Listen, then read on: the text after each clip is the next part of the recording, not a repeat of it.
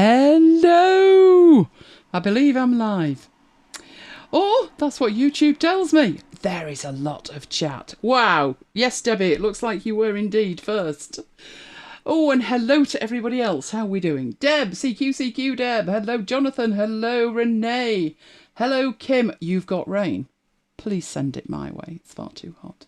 Hello, Daniela. Uruguay. Wow, what's your weather like? It's hideous here. It's far too hot. And who else have we got? Hello, Carol. We had a rare old chat in the week, didn't we, Carol? And who else have we got? I hope I've got everybody. I see I appear to have a full complement of Debs here. Hello, Graham. How is it down where you are? Are you overrun at all by politicians? They're definitely closer to you than me, I am glad to say. And hello, Carol. Our other Carol. Full complement of Carols as well.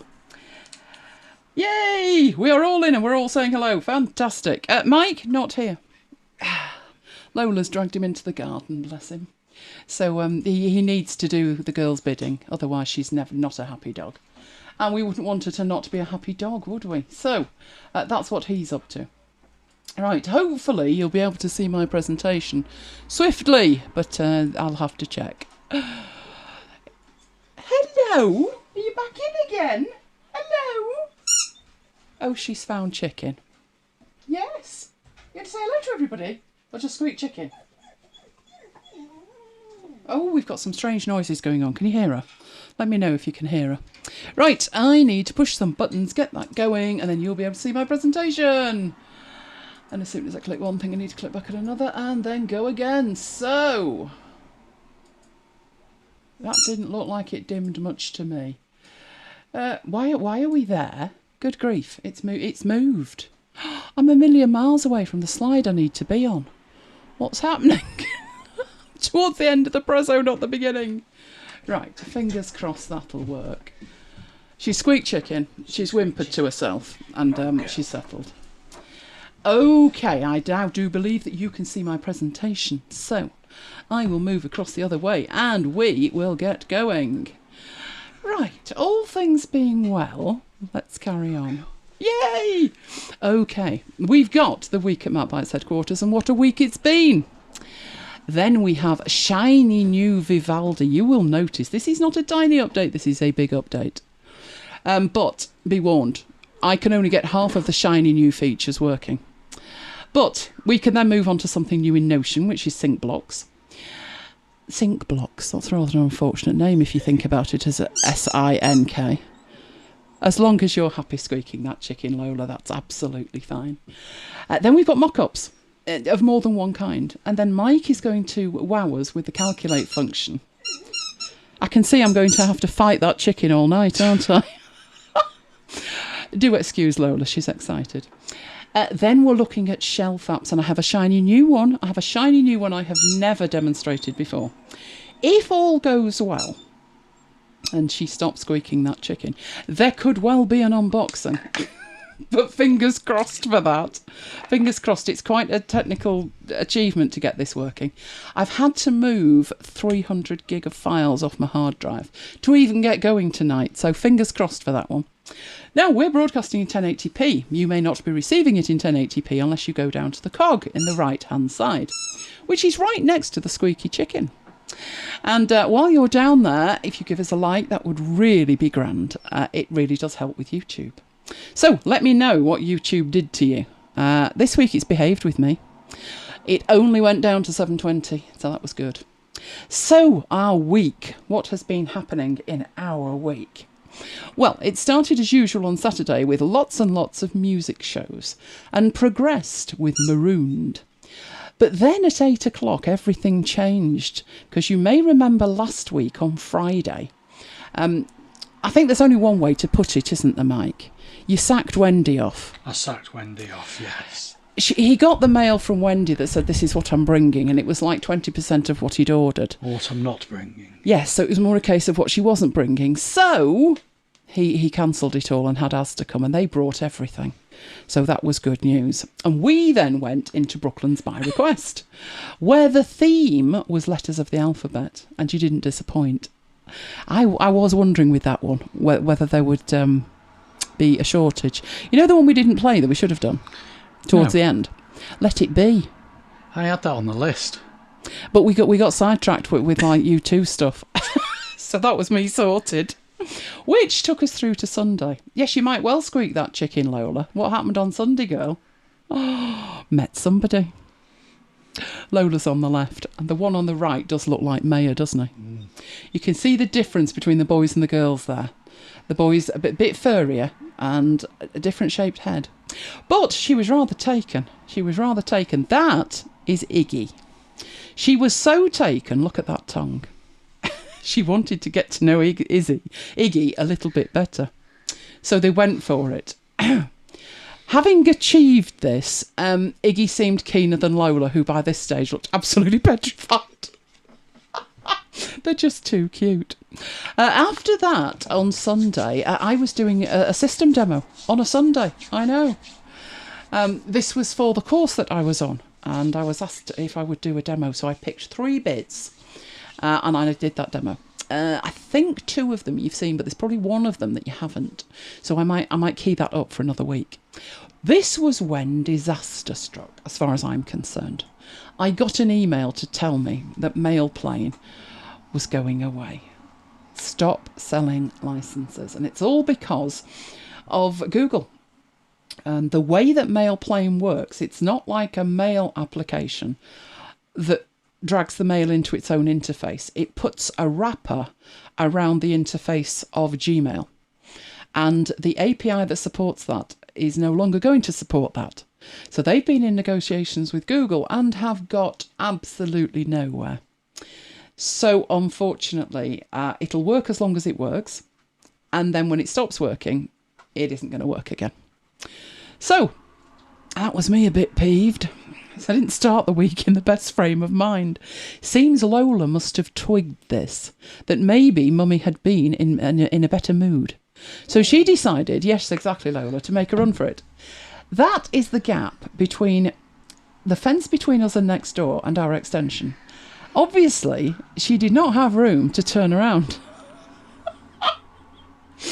She's never been up there before, and I don't think she'll be going again, because Daddy had to follow her in and ease her backwards to get her out. It was either that or a rope.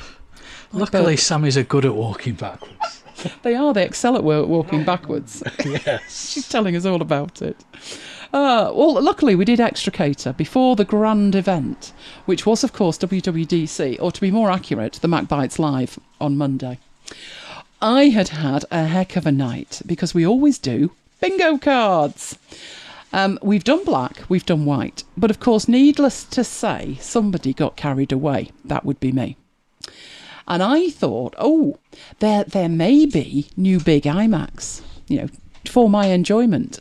And if there were, they'd be the colours of the ones of the little ones that came out before. The Fisher-Price iMacs, if you recall. So I decided to do all 7 colours, special limited edition. Now, we have to have, when we do the bingo cards, everybody's bingo card gets to be different because you get to choose your own number. Jonathan's favourite number, needless to say, it couldn't be a 7 or an 8, could it? No, it's 613. So there were 613 bingo cards in 9 colours. Let me save you doing the maths. There was a lot of bingo cards to pick from. And as I heard it, I think Kim was closest to a full house. She only had 1 left, apparently. But the order of service was, we did Marooned first, then we did MacBites Live, then we did the keynote. They yacked on for a while, no new hardware. So let me summarise it for you in 5 seconds. No new hardware.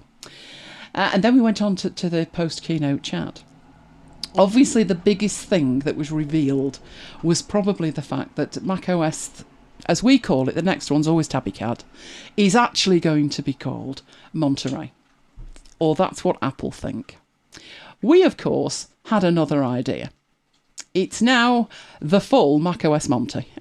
So that's its official name. You hear me refer to the full Monty, that's what it means. Do not let you think it means anything else. That's what it means. So by Tuesday, I thought, right, okay, we've had the WWDC thing now. I need some good news from you, Apple. I thought, I know what I'll do. I'll check the status of my order for my iPad. You remember the one that was ordered about 9 months ago, that one. Yeah, that didn't go well. So I'm thinking to myself, oh dear, oh dear. Now I can't even see the status of it. This is the lesser spotted missing in action 2021 iPad Pro. So it was actually getting worse at that stage, which took me through to Wednesday. After 6 long weeks, I finally wrapped up that course that I was on. 196 sessions later, I was exhausted. So I decided on a little rest. At which point, once I'd recovered, I had planned a day lounging. You know, I should have known better. Because that was when DPD got in touch and said, yeah, we're bringing your parcel tomorrow. And I thought, what parcel? And then I thought, no, surely not. Surely not. It's actually shipped. I had to go and check the Apple page, and indeed, it had shipped. They didn't bother telling me they were preparing to ship it or anything. No, they just said it shipped. But I had to go and find it myself. So thank you, DPD, for letting me know. Eventually, I did get a notification from Apple that it was actually on its way. And although it was ordered back in April, it would be with me on Wednesday. So you know what that meant? No sleep at all. I think I got about half an hour. Then it was a case every 5 minutes, see, 2:15 in the morning, let's just check where it is. And it was on its way to Appleton, which is in Tamworth, which is about 40 to 45 miles away. But, you know, there's many a slip twixt cup and lip, as Shakespeare says. But in the morning, no, look at that. There I was up at 8 minutes to 9. Unbelievable. And it was on its way in an electric vehicle. I thought, stealth mode, so I won't hear you coming. But he needn't have worried. I had him on the CCTV. I caught him. There he was trying to get out the van. And it was safely delivered. But I had to take a step back. Well, yes, I know, Lola. Just keep feeding her. Well, he took a photograph of it. I thought, hang on, it's my job to take photographs of my iPad. But it did indeed arrive, and it's fantastic. Now, we do have another thing that we do, a tradition that we do. When we got our last iPads together, this was 2017, if we go and pick them up from the Apple Store, now what happened that day was we weren't intending on buying one. And then I said to Mike, it's iPad day, do you think they'd have one in? Let's go and have a look, says Mike. And we came out with 2 pencils and 3 iPads. And we decamped to Nero, which is a coffee bar, where we have our tea. So we have a cup of tea, and we did a Facebook Live. So I said it's tradition when we get new kit that we have to have a cup of tea. And if you've ever been in Nero, they also give you like a glass of water. So we started a new trend with tea. And yes, it's my line of duty mug. So we did do the tea thing. Lockdown Nero. This is lockdown Nero. The Nero lockdown style, this is. Bring your own mug. So I did. So if you've not heard of this is Line of Duty. And in episode 6 of the final series, there is a line that is uttered, and that is it. And to be honest, that was pretty much my sentiment when the iPad finally arrived. Because I was wandering around going, and the wee donkey, it had taken that long. But there you go. So Wednesday, good day. Thursday, thought I'd have a play with it. But Mike, of course. Now, we've been rewilding, haven't we, Mike? But once it got to waist height, we thought, no, we're going to have to do something about this. Once we couldn't find the dog. Yeah, once it got as tall as the dog, which pretty much it was. But you know, these things grow. I don't like it. Excuse me. What? What? Where did that come from? Did Mike not know about it? Renee insisted on having a photo of you working. Really? Yes. What about my image rights? So I took one out the front bedroom window. So you can see he's done one entire line of the garden. It's all right. Looks much better now. So yes, there he is. And no, they're not rubber gloves. Although I see they don't match. So you've got one blue glove on and one yellow. That's because we've got holes in them. Tells a good tale. Anyway, the job is now done. Project Rewilding has been cancelled for at least 5 minutes. There you go. Now Friday. What could possibly happen on Friday? Well, something that we did mention a while back, but we've not mentioned since, so you could well have forgotten. But we need to tell you, because Kim needs to keep an eye on world events. We are on holiday. This never usually bodes well. When we're on holiday, there is usually a natural disaster, not even joking. But possibly the natural disaster is the COVID stats in the UK. We're hoping nothing worse than that happens. And of course, it's Two Show Friday, so we're raring to go. And so is Lola by the sound of it. Oh, what a cute lawnmower. That was actually bequeathed to us by my father. We bought a lawnmower. It was a hover mower, wasn't it? So it's quite a lightweight thing. When he couldn't do the garden anymore because he was ill. And when he died, Mum said, can you sort the shed out? We went in the shed and Mike said, there's a mower in the shed. And I said, I know, it'll be Dad's because we bought our own. And he said, yes, I know. There's a mower as well as the hover mower. And then when we moved that mower, we found another mower. So I'm not quite sure how many mowers we've got, but it's more than we need. It's many, many more than we need. But that's the one that actually works. And as you can see, it did a rather good job on grass that was rather long, taller than Lola. Do you know, if you cut it like week 1, it only needs doing again on week 3. So just don't bother with week 1 and leave it. Leave it until it gets to the point that, it's up to your knees, and then do it then. That's what we do. Anyway, then the week got even better because we had Vivaldi, an incoming Vivaldi update, which is a complete revision. Not a point update, it's the big one. So I installed it. So I already had it installed and configured, and that's important. If you've already got it installed and configured, you will still see what I'm about to show you, but it won't override what you've already got. So let's go through it and have a look. If you are of the uninitiated, Vivaldi is the most amazing browser. It's completely free. It's secure, and in terms of support, it supports all the Chrome extensions. If it didn't, I couldn't use it because I've got quite a few Chrome extensions.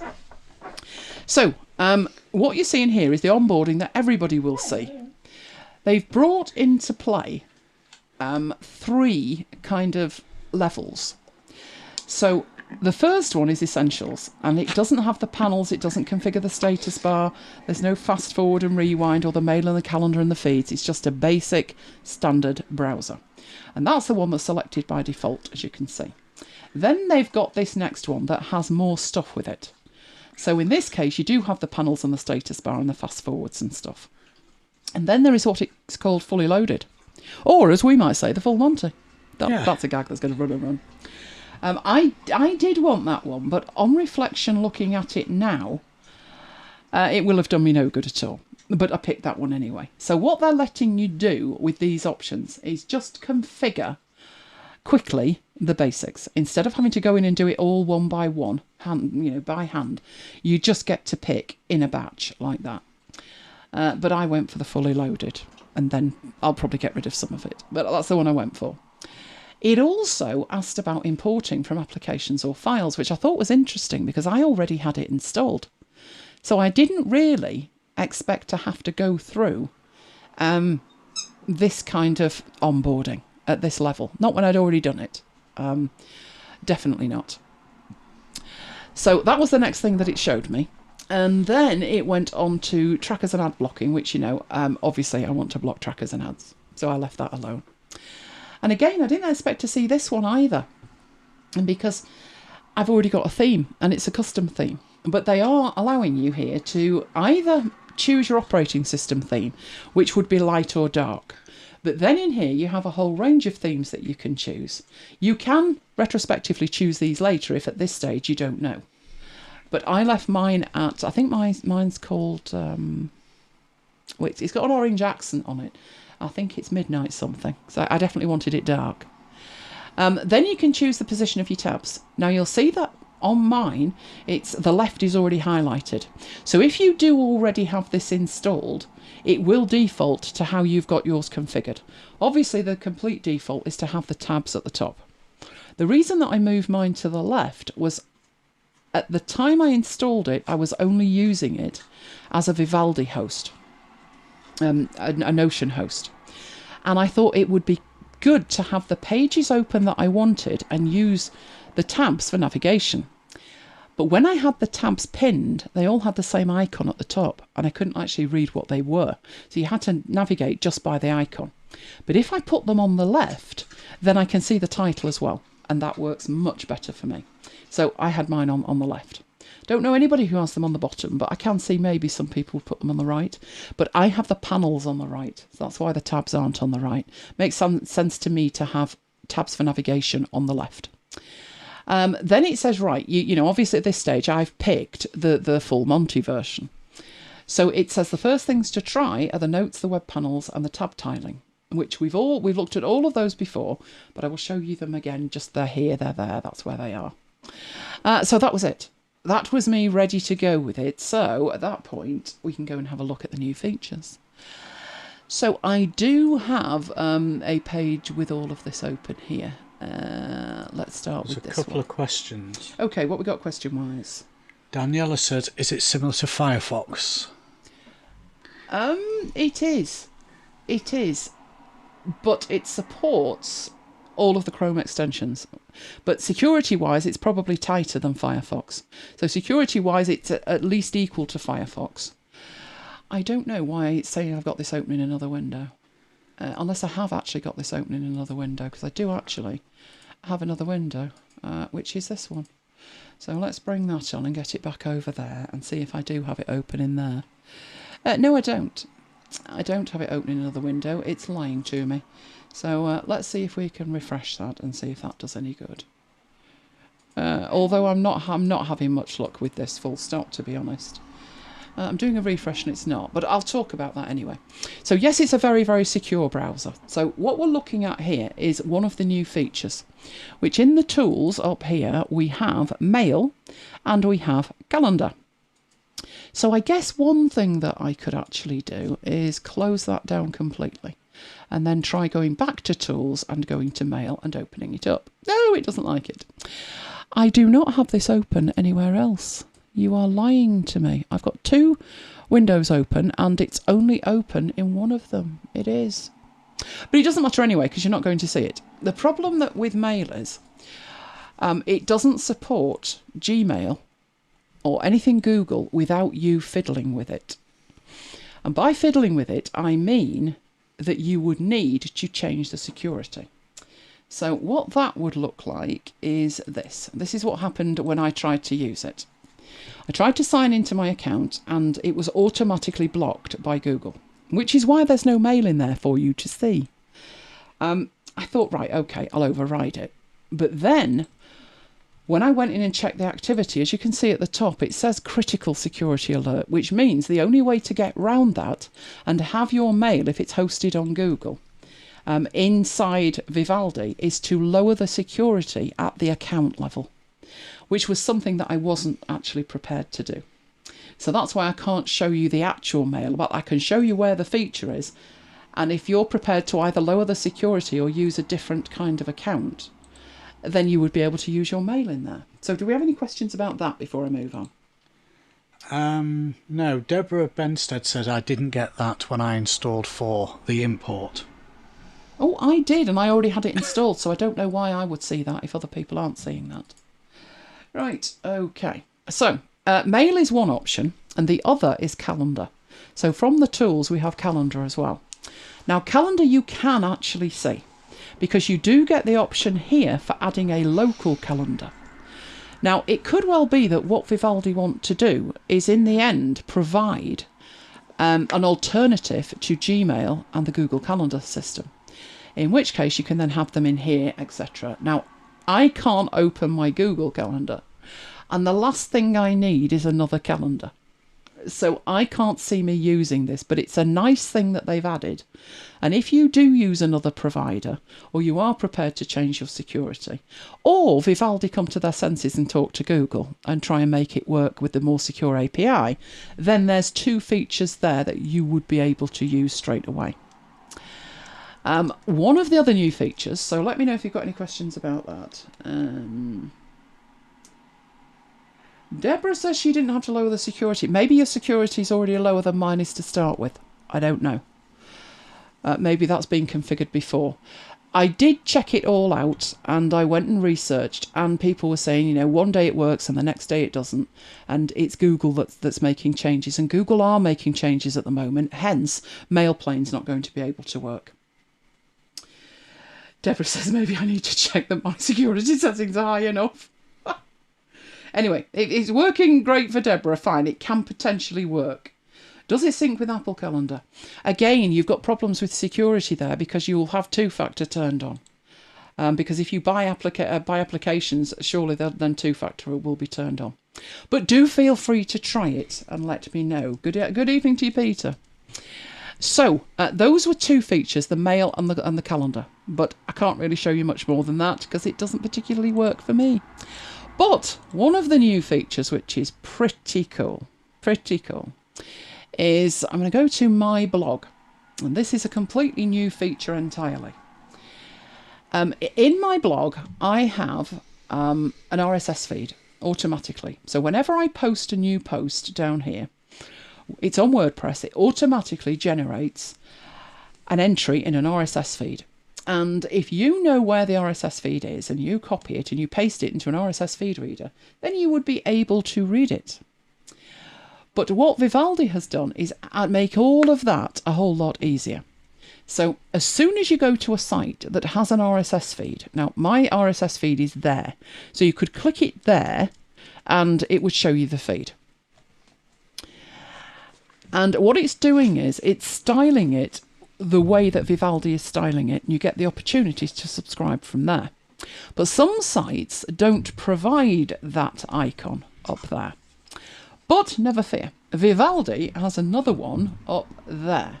So when you visit a site that's got an RSS feed attached to it, you will see that icon. And when you click that icon, it will show you all the feeds, whereas that button I've added only adds one. So the feed itself will allow you to preview it, or you could subscribe to it. So if you preview it, it looks exactly like we've just seen, which is just the feed with some CSS wrapped on it. And you can subscribe from there, or you can subscribe back at the top if you move back. So we'll hit subscribe in there. And it's about to add the feed, but it lets you decide what to call it. Although I wouldn't change that because that's the path to it with feed on it. But it does let you decide how often you update it. And then you can add the feed.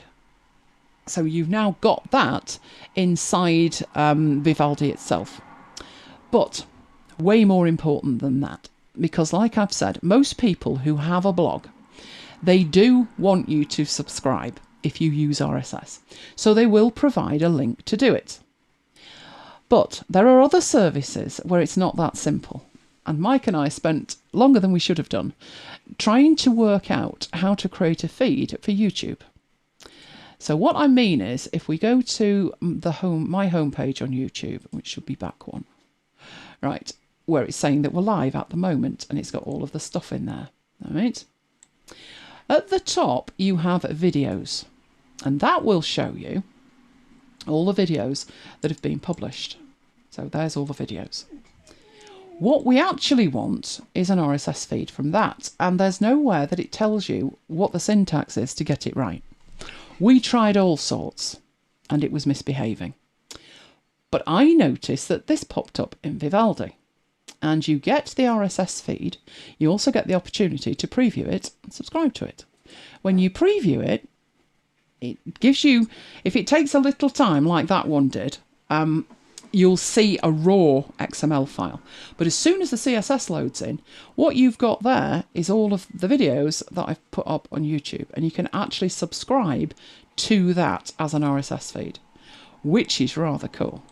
Even better than that, when you're in this view, what you've got in the URL bar at the top, where it says feed/video XML, etc., if you were to copy that and paste that into an RSS feed reader, it would work in there as well. So I think I did that yesterday. The one I usually use is this one. And there it is in here. So you can actually click on that there, and it shows you just the bit below the fold and the video. So it's a very clean view to it. But it works in a standard feed reader just by copying it out of Vivaldi, which I thought was fantastic. So I'm liking that feature, liking that a lot. Right, the next one we might need Renee for. So is Renee wide awake? Right, the next feature they've added, and a lot of these features, pretty well hidden. If you've not really read the release notes, you might think like, it does what? Where was that? But what they're doing is they're populating this area up here with useful stuff. So I've got 2 things on there at the moment, make a bookmark and make a QR code. But this will start to populate with extra ones. So the next feature, right. I found this site. This site is in Dutch. I've got the gist of it. There's a British flag and there's Biden. So this is clearly something that happened yesterday when he arrived. The rest of it, a complete mystery to me. I can see Biden and I can see Jill, and I'm assuming that that means arrive. Probably on Air Force One. To a military base in Suffolk. I'm making this up as I'm going along. It could say anything, couldn't it? Well, what they've added is the ability to translate that really quickly. Instead of going away and asking it, Renee says, of course, he's awake. In that case, you're reading this out. You're reading ahead of us. You're reading ahead of us. But what they've done is, up here, we have another magic button. They've managed to squeeze it in between the 2 we originally had, which is the bookmarks one and the QR code one, and this one, which is reader view. So I could turn it into reader view. But this one is the magic translate button. This is new, the magic translate button. So all I need to do is click on it and it says, right, you want me to translate the page? What do you want it translating to? And there's a whole range of options. English UK is not one of them, so I'll have to go for English US. Then in there you can have it always translate Dutch, or you can do it just for this occasion. And you've even got options in there. So whether you never want to translate it, whether you want to offer to translate pages, I'm just going to leave it alone and hit translate. Because what I was thinking at this stage was, what will I get? Will I get like the text pulled away from the story? Will it like not be in context? And how bad will it be? Because a lot of the times when you do that, it's bad, isn't it? It's really bad. It's very pidgin English. So I had a go with it and I hit translate and I thought, did that actually do anything? And then I realised, wow, the page doesn't look any different. Normally this is like a text view where it's tagged on. And not only did it do the story here, it did all the captions as well, and it did the just-in stuff over here. So as we scroll down, oh, some of that was right. I was right with Biden, I was right with Jill, and it was a military base in Suffolk with Air Force One. The rest of that, no, I would need help with it. And I think, looking at that, if we have a quick look at it, that's pretty good. Pretty good. I'm not sure about muscle language. Muscle ball language. I have no idea what that's all about. But I didn't think that was bad at all. I'm sure Renee would have been way more accurate, but good enough to read. A lot of the ones that I was trying to read were Russian. And I know a few words of Russian to speak, but not particularly to read. So not bad at all, that. So shall I try another one? We don't want something depressing, do we? Shall we go for the baby one and see what it makes of that? There we go. Right, and let's do that again. And translate that one. Yay! Again, not bad.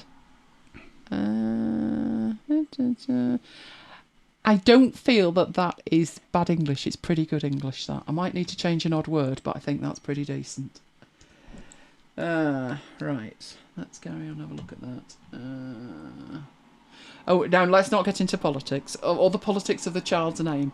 The point being, it can translate, and it can translate quickly and accurately enough to be able to follow it, and the page itself looks the same. It doesn't overlay it on the top. It doesn't just, turn it into a reading view.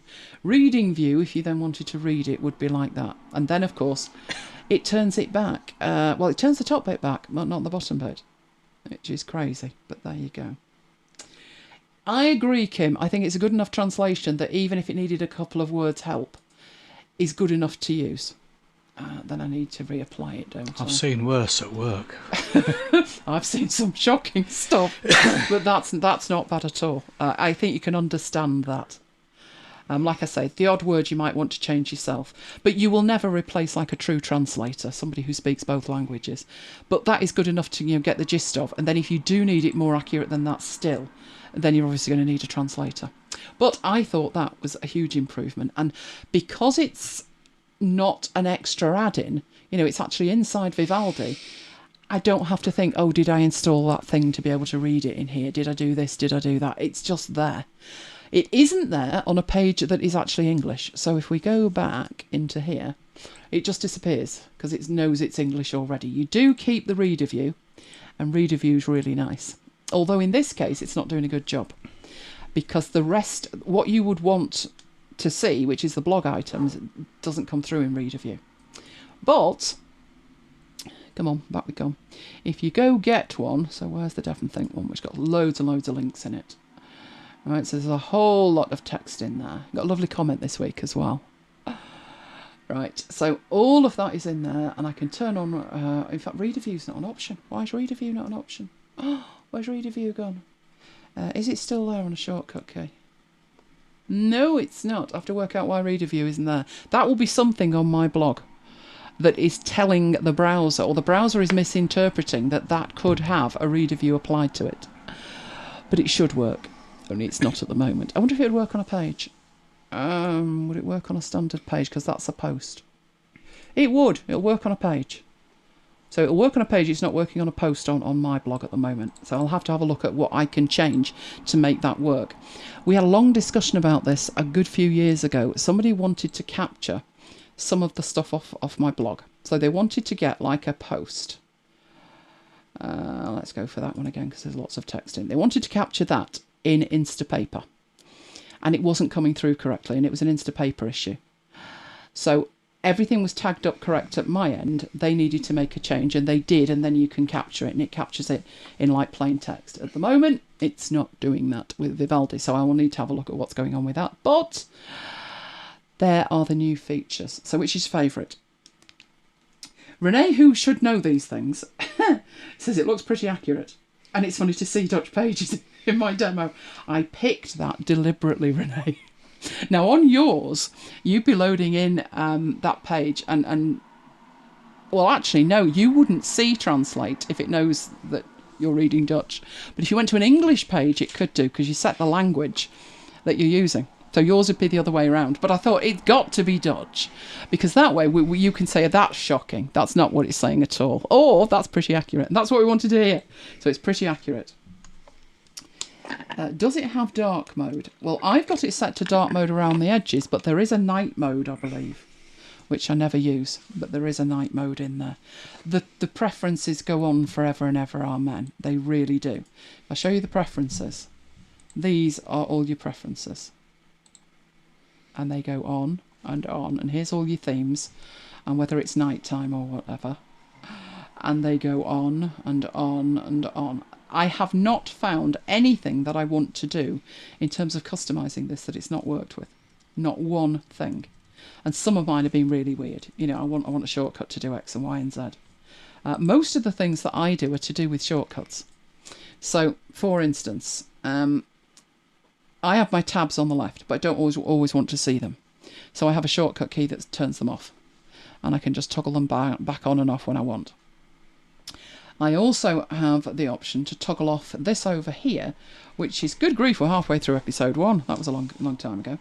This is where I have the chat when I'm chatting on the radio station. So I've got MacBites and I've got Brooklands in there. So I have the chats there when I'm doing that. And I've also got some other stuff in here like WhatsApp and Google Keep and Focus at Will. So Focus at Will lets me play some music. I'd have to log in. But once I'd logged in, I would have like concentration music. And the beauty of it is with FM and 196 and Focus at Will, I can then close that down and the music carries on. So I'm not having it open in a tab and it annoying me. So the ability to toggle these on and off and to toggle the main things on and off and to toggle the status bar on and off is fantastic. And obviously, as you guys know, one of the features with that, so let's pick that and that. Once you've got them selected, the reason that I toggle this on and off is because I may want to tile them vertically.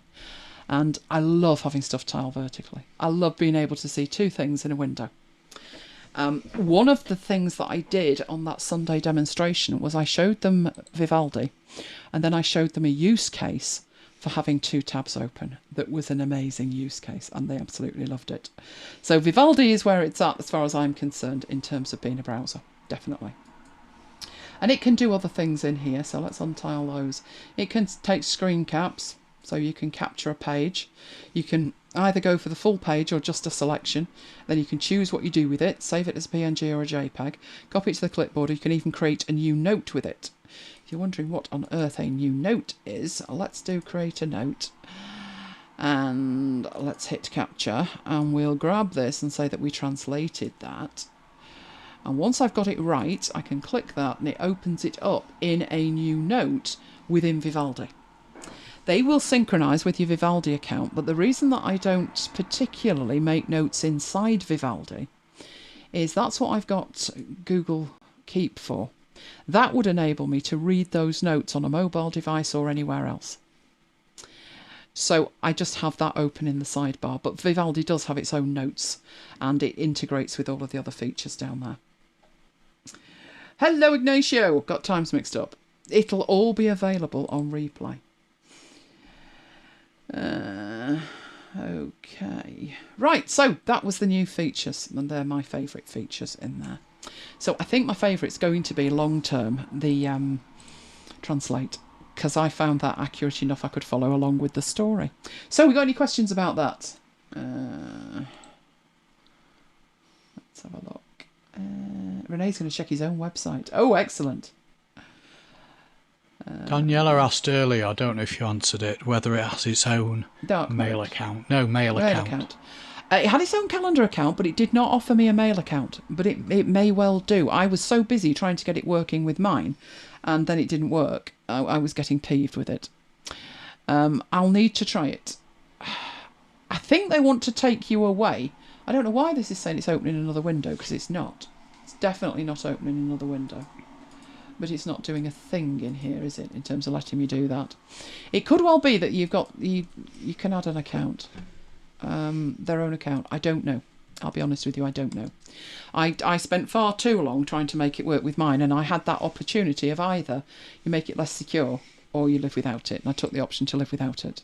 So I was really just showing you that the fact that the feature's there, if your mail is hosted elsewhere, then you may be fine. And the calendar thing, I can't see the need for another calendar outside Google, but that's just me. But that is there, and you can use that, and you can add appointments, etc. Okay, if we do not have any more questions on that, I will move on. So what I will do is I will get rid of these. Right. Just checking. Nope, I think everything else I have used. So let's get rid of that. It's prompting me again. And get back in here. I have no idea what's up next. So those are the big four features, which is the new mail application, the calendar, the RSS, which even if you have an external RSS reader, if you find it difficult to find the link to the XML file, the RSS file, then you can get that in here and then copy and paste it, which was what I did with Google. So that is fantastic. And then there's a translation, which was frighteningly accurate as far as I was concerned. I now need to try it on other languages, like I think one was Ukraine I was trying to read, but that'd be me, wouldn't it? Because I wouldn't really get that much from that at all. I would get a vague understanding from Dutch and French and maybe even German and Spanish, but I would have no clue because they use an entirely different alphabet. So it seemed to work well as far as I was concerned. Obviously, depends on the language. The trouble with the trusted providers thing is as the providers get more secure, then it isn't going to work. And sometimes it's just a blip. Sometimes it's like, yeah, we're not having that today, and then tomorrow it's fine. But when I tried it, that was what I saw with it. And I did read into it. It could be because my Gmail is, although these other people, it was a standard Gmail. But my Gmail is an enterprise account. So my security is probably set as tight as it can go. But my email is everything. You know, everything goes into your email. So I wouldn't be prepared to reduce the security. But it's weird. It's weird. If it's Gmail, and even if it lets you in, I would do what you're thinking about doing, which is I need to go and check my security. Because if it's not letting some people in, it's letting others in, there's obviously something on my account. I don't have two-factor on Gmail yet, so it's not that. It's just the level of security that is in place. But when I went through and I read it, I thought, no, I'm not prepared to do that. It looked very dicey to me. Let's put it like that. Right, okay. Let's go on and have a look at Notion sync blocks. Who remembers Notion global blocks? Notion global blocks was a dirty hack that I demonstrated in After Hours 93. The idea was to have the same block showing up in multiple places inside Notion. You update one block and all of the blocks update. But, 1, it was a dirty hack. And 2, the danger was if you relied on it, it was an unintended and undocumented feature that made it work. So 1, it took an age to do.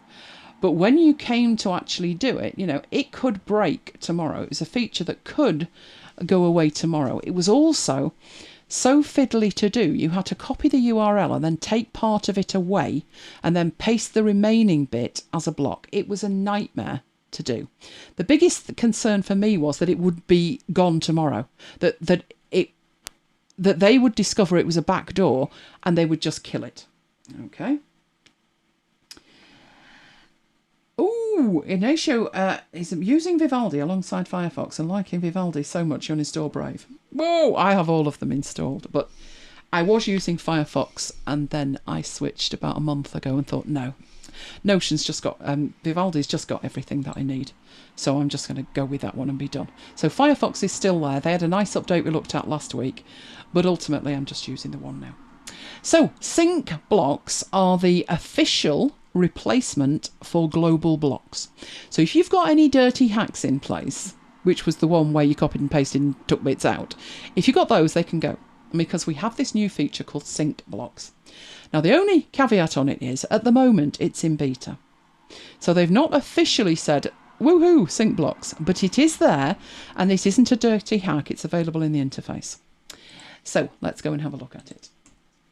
So somewhere I have where was I? I've actually got one in here, I think, that I was playing with. But let's go do it in here.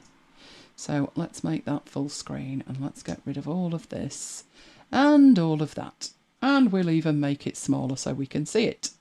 Right, so I've got a page on here. This is like one of my standard dashboard pages. Now, this one is like a top-level dashboard. And it's got in it multiple tables, but these are a view of of the same table.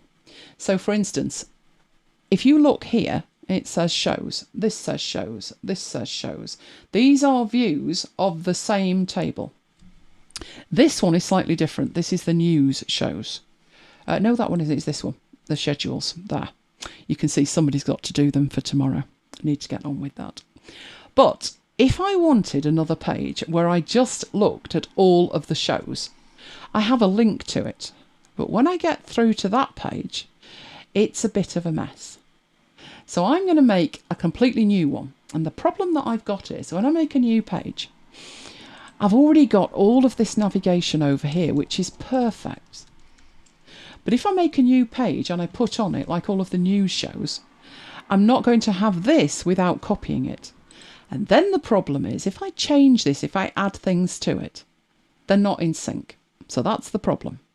So what I'm going to do is, I will put on here, we will have a new page, which I'll put in private thing down there. So let's go through to that.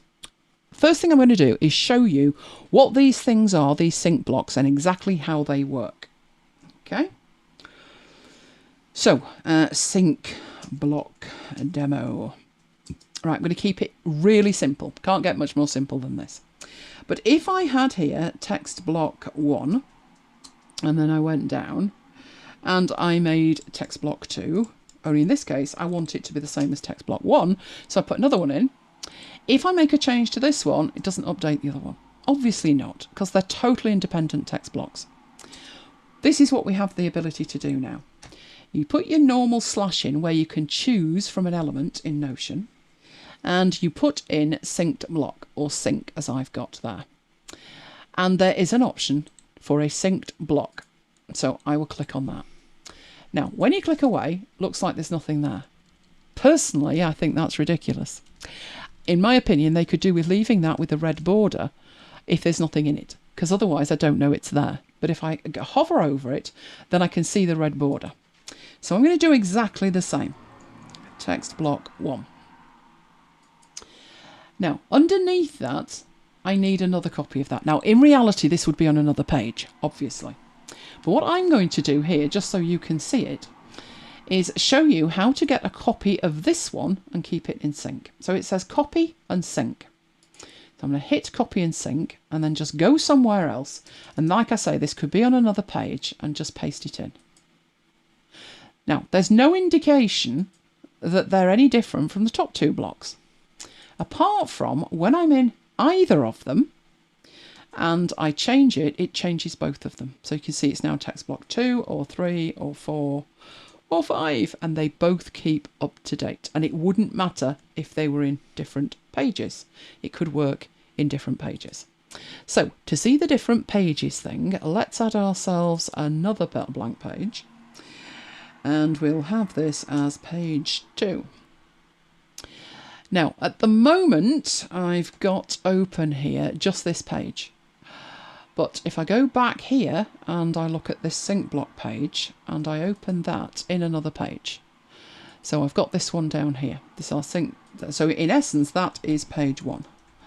And then we have our page 2. You already know that I can select these, and using my snazzy option down here to put them side by side, we can see them next to each other. There's our page 2. And then get rid of the tabs and get rid of the status bar. Those are the shortcut keys to remember, trust me. So I've already got that on my clipboard. I copied this one up here. So on my new page, I'm just going to paste it. And there is text block 5. Even if I'm in here, which is not the original, because this is page 2, don't know why I've got an upside down question mark. That's interesting. But in page 2, I'm going to change that to page 10. And they all update, even on the other pages. So that is the theory of them. They provide exactly the same functionality as the old global blocks, which was an unofficial name for a dirty hack that enabled you to do this, but in an unofficial way that could have broken tomorrow. But this is the official solution, which shouldn't break. But for it to make a lot of sense, you need to think about, well, when would I actually use that? When would I use it? So let's get rid of that. No idea where that came from. Right, so we've got our page 1 and our page 2 here. I'm going to make sure that we know what these actually are. Right, so one option, I'm going to get rid here of all of these. Now you'll notice what happens when I do this is it says, hang on, you're deleting an original block that was synced. If you delete the original, however many blocks are left won't be synchronizing with each other anymore. So just to see that properly, you know, if we go in here and we change that to 12, all of them update. This is the original block. It would be nice if there was something telling us that. But if I delete this one, so we'll go in there and delete that one, I'll say, you know, delete it. And what will then happen is, as I go into here, I can still change it, but it's not changing over here anymore. What is also ridiculous is this one no longer has the red border on it, but you'll see that this one does, which is strange. This one has now basically become the master. You would need to recopy that, go over here and delete that and paste it in. And now when they should be synchronized, and when you make the change there, it should change it. Only this isn't having it, is it? It's now turned that back to a plain text block. So I would say with this, be careful, but I'm going to show you how you can use it effectively. So let's get rid of all of these. Let's start from scratch. So one of the things I may use it for is to have like menus. So I may have option 1 and then option 2. So I literally just create a little menu at the top in text, nothing else, and manually put links on them. So put a link in there. I'll put one to my blog. just because I've got shortcuts for creating these. And then on this one, we'll have that going to MacBites. So put a link on there.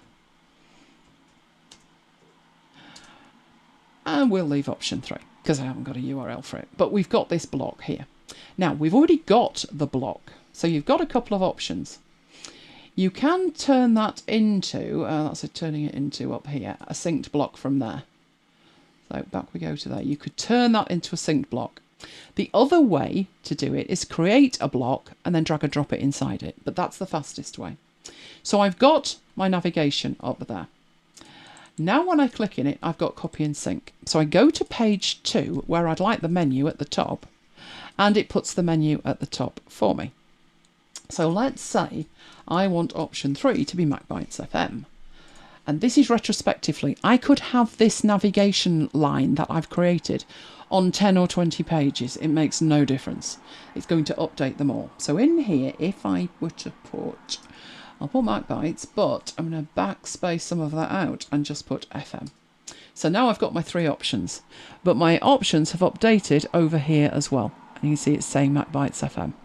So that's one practical use for it, which is navigation, just a simple navigation line at the top. Another thing you could do is if you had a database. So let's just put in very quickly an inline database.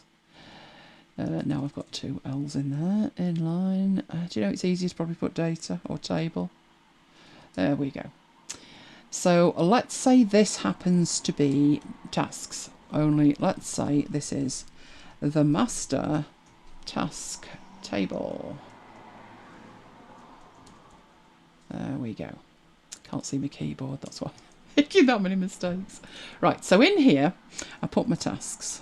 Right, so task 1 and so forth. Task 2 and task 3. And I could put, obviously this would be more complex than it is right now. But let's say in here I do put a date on it. So I'll add a column and we will make it a date.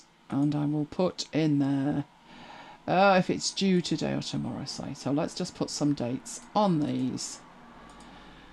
There. Now, I would probably want some kind of filter on this, or maybe a view. So I'm going to add a view, and I'm going to add a list view. Because a list view is quite nice. It makes it better to look at. You could go as far as you want with this. You could filter it, you could sort it, you could do all sorts with it. I'm going to keep it fairly simple and say like that. That I want to see my tasks elsewhere. But that's my master task table. Right, so what I could do with that is, again, down here, we'll put in a sync block. And anything that you can put, any block that you can put in Notion, you can put inside a sync block, including the table. Then, in here, I don't particularly want to go into that, I want to go into here. I'm going to copy and sync it, I'm going to put it on this other page. And the whole thing comes through.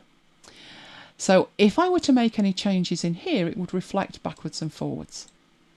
So, in here I would probably want this next to some work. So say I've just got some, I'm going to just put a text block in it. And I'm going to put something next to that, like that. So I've got 2 columns, and then move that into the columns like that. And although that's smaller and whatever, it's still linked over here. Although interestingly, that didn't work, did it? What the heck is going on? Did it move it out of it? It shouldn't have done. It should have put it next to it, like that. So let me put some text in there. Let's say the left column. Oh, good grief. Column. Come on. Right, so we'll have that at the top. And I need to make sure that I've grabbed the outer thing, which I think I have. As far as I'm concerned, I have. But no, it's pulling it out. I need to move this one. Why is it not letting me move it? I mean, I can do it easily like that. And then I could actually delete that one, but it's not letting me actually move it. Now it's deleting the whole lot. What is it doing? Oh, do you know when it works in rehearsals? I get that. Oh, indeed. Does it work for anything other than text? Yes, it does. It works for all of it. Or it should do. Yes, it works for every block and block type. I was actually going to show you, which I will do. I will show you that now, where it comes into its own. Absolutely comes into its own with tables. But what's concerning me is trying to actually select that, where it's just deleting the one instance of it. You clearly need to select on the outside. And now it's got it in a block. But one of the problems we have had for many, many years with Notion is the fact that you don't have the ability to synchronize views in a table. That is why we have master tables and then we have linked tables. Because when you duplicate a linked table, it will keep the views, but a master table will not. So if you make a linked table based on a master table, it will not carry the views forward. So if we go over here and we just put a linked table, so we want to create a linked database, and we're going to go for master task table. There. Right. I've got a copy of this. But when I go here, I've got no views at all. But there was already a view in this table. I created a list view. It does not replicate through to one of these subtables, unfortunately. But using a block, it can do. So let's get rid of that and let's look at these two tables. If these two tables were outside of a sync block and I created another view for them, they would not synchronize. You've seen that, they don't. But one of the reasons to add a table to a sync block is that now it will. So if I add another view, and this time I go for like a gallery view. So let's create a gallery view for those three items. There we go. Nothing changes on the other side. But when we go over here and look at what we've got, we do have the gallery view. That's huge. That totally changes how you can work. Personally speaking, I would still keep the master table separate. So I would have my engine room. But that is a good way to keep things like that in sync. So what does that mean practically for what I can actually do? Well, if we go back, so let's go back to a real page, which was our Brooklands page. There's Brooklands. It would be nice if we had the ability, or if I had the ability, I would love that, to have another page. So I'm going to take the page tiling away. Don't need that. Just look at this page. I would like to have a page like this for the news, but this bit over here stay the same. So in essence, create a completely new Brooklands dashboard, but have this over here on the new page. So first thing I need to do is to grab all of this, which is my navigation. Some of it is links to subpages, some of it is links external, some of it is pulling in information like the meeting notes, and there's the changelog as well. But in essence, all of that. Now, you can click on this, but you'll see that you don't get the option to convert to, because all of these are different types of blocks. So by far the easiest way to do this is to go down out of the way and to create a sync block. And this is genuine. This is live. This is my data. If this goes wrong, we're going to have to roll back. But what I'll do with that is, do we need Brooklands 196 at the top? Probably not. We can do that by hand. So what I would do with that is drag these into this block that we have in there, like that. The only difference that we see here is that I've now got a blank line underneath it that I can just get rid of. But it seems like nothing has changed. But this entire block here, I can copy. So I can do a copy and sync. Which means, if I then go to one of my demo pages and just totally delete the entire thing, so we don't want any of that in there, get rid of the whole thing, and I change this into Brooklands news, I can then start building up an entirely new page. So I'm going to go for full width. I'm going to create the columns, of which there were 3. So the easiest way to create columns is to keep it really simple like this and lay the columns out first. So then I've got 3 columns. Then over here, I hover in the right place, I can narrow that one down and make these 2 fairly equal.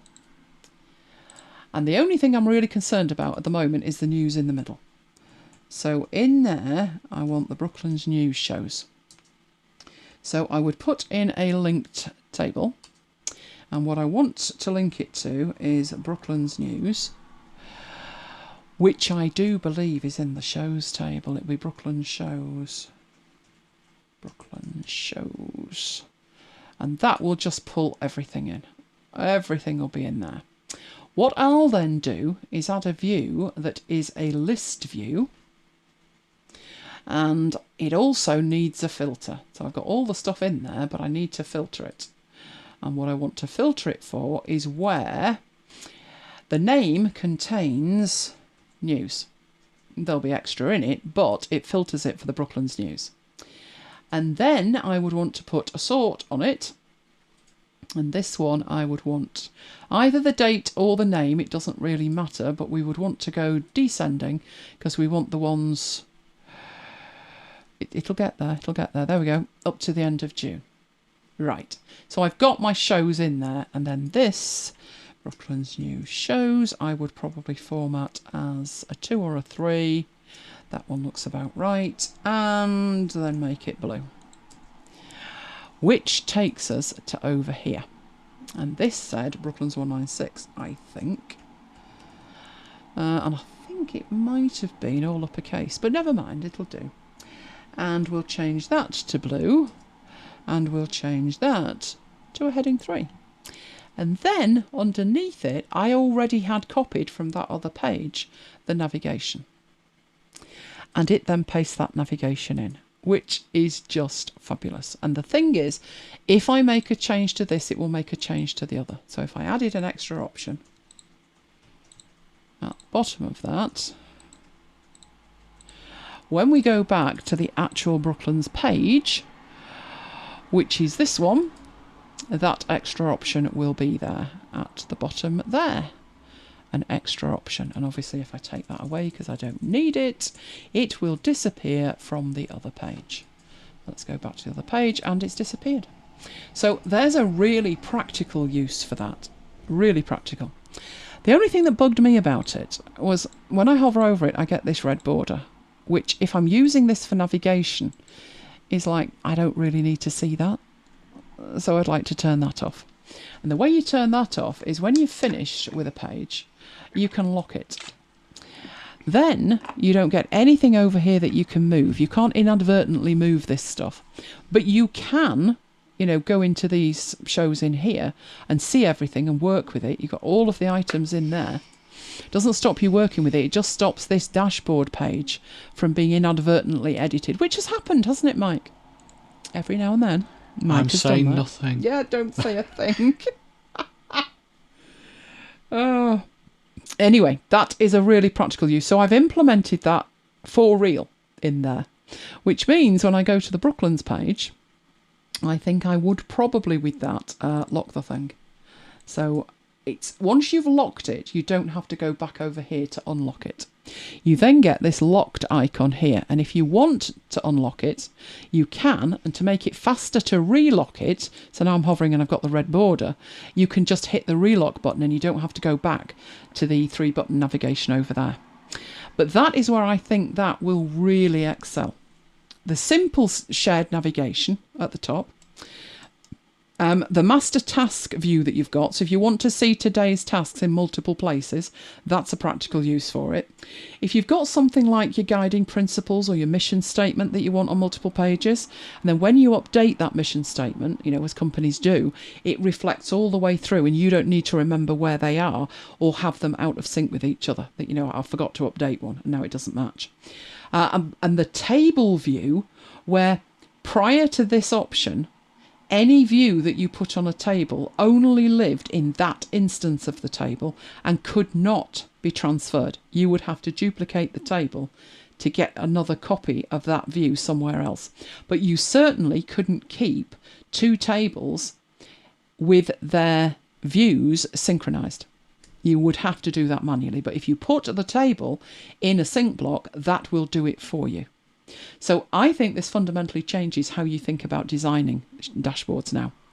You would have to think about it and think, do I want this anywhere else? And when I sat down and thought about it, I thought the most obvious thing I want is this navigation. And if you remember, when we built the learning management system, we had about 5 different pages. And what they were was we had one database for all of the courses. But we wanted to have pages that just filtered for Affinity Publisher tutorials or Affinity Designer tutorials. So we made all the pages, and I said it'd be nice to have the navigation on each page. We left space for it until we'd finished building the navigation and then duplicated it. But now, forget all that. Use the master dashboard, delete the navigation from all of the other pages, and then create a sync block, add your navigation to it, and then copy and paste that sync block onto all of the subpages, and it will all keep in sync. So, do we have any questions on that? Yes, Kim says, any way to keep the red box around it all the time so I know what boxes are synced? Well, it will be there all the time. Unless you lock the page, as soon as you hover over it, you will see the red border. So, unless the page is locked, you'll see it anyway. If you don't want to see it, then you would need to lock the page. But the only thing that you wouldn't be able to do when you've locked the page, if you look at this here, I can work with all of these, but I don't get the option to add a new record, which is why they've made this at the top, that if I do want to quickly add another record in here, is it the 3rd of July, the next show? Yeah. Right, so if I wanted to do that, I would have to unlock that, and I'd have to go into here. Have you done the July one? No. Right. So I could go into here and say a new news show and then put in what that is, which is the news. Oh, for the news it'll be the 4th. The 4th. Yeah. Right. I was thinking Saturday. Right. I would put the release date in there. So it would be Sunday, the 4th. And I don't think I need to put anything else in there. I think everything else is okay. Come out of it. That is then listed at the top, and then just quickly relock it again. So, yes, you automatically see it like that. Do we have any other questions? No. Ignacio said that's cool. It is very nice, that. That is very nice. I don't know whether they're trialling this as being like the equivalent of Roam blocks. Let me know in the chat if anybody uses Roam. Roam blocks are just amazing. Well, that's what Carol was asking. What was that question? About, are they the equivalent of Roam... blocks. Block references. Block references. I think it's going to be as near as they can get. And I think they have taken inspiration from Roam with that. If you had a paragraph, if you had your permanent note, this will only make sense to Carol probably, but if you had your permanent note and you've got like your 4 paragraphs in it, if you made each one a sync block, then you would be able to drag and drop that somewhere else. In like you're writing an essay and you want those to quote those 4 paragraphs, you would. I just think by comparison to Roam, it's incredibly clunky for that. It could be done, but it's a bit like when they put the backlinks in. Yeah, it's a backlink to a page. It's not a backlink to detail. I personally use Roam and Notion side by side, and I wouldn't want. How could I get a page that looked like that in Notion? Not happening.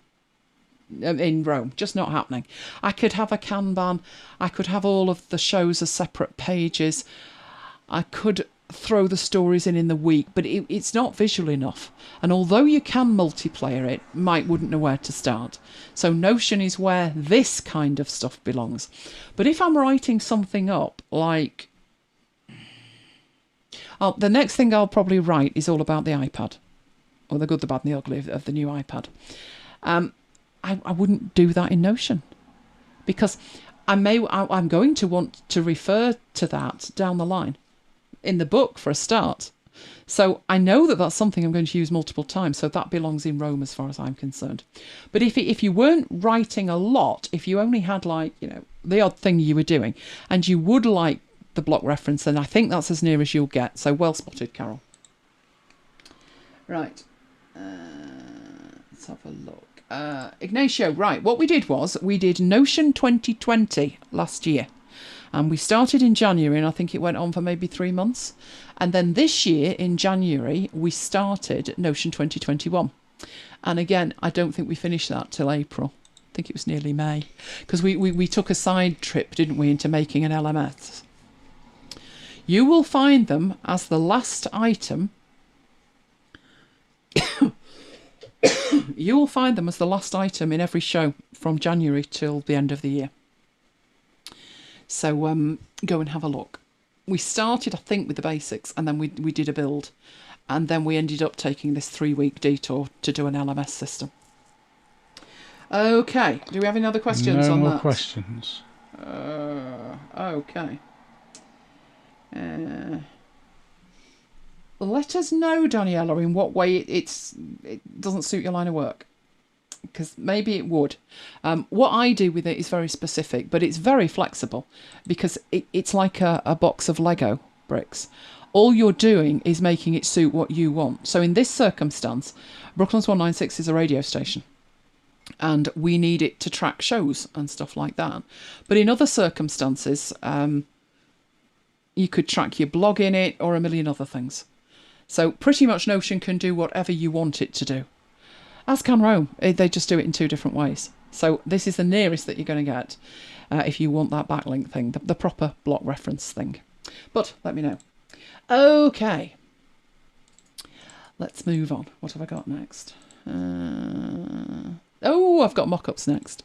This was a question that we got. I can't for the life of me remember who now.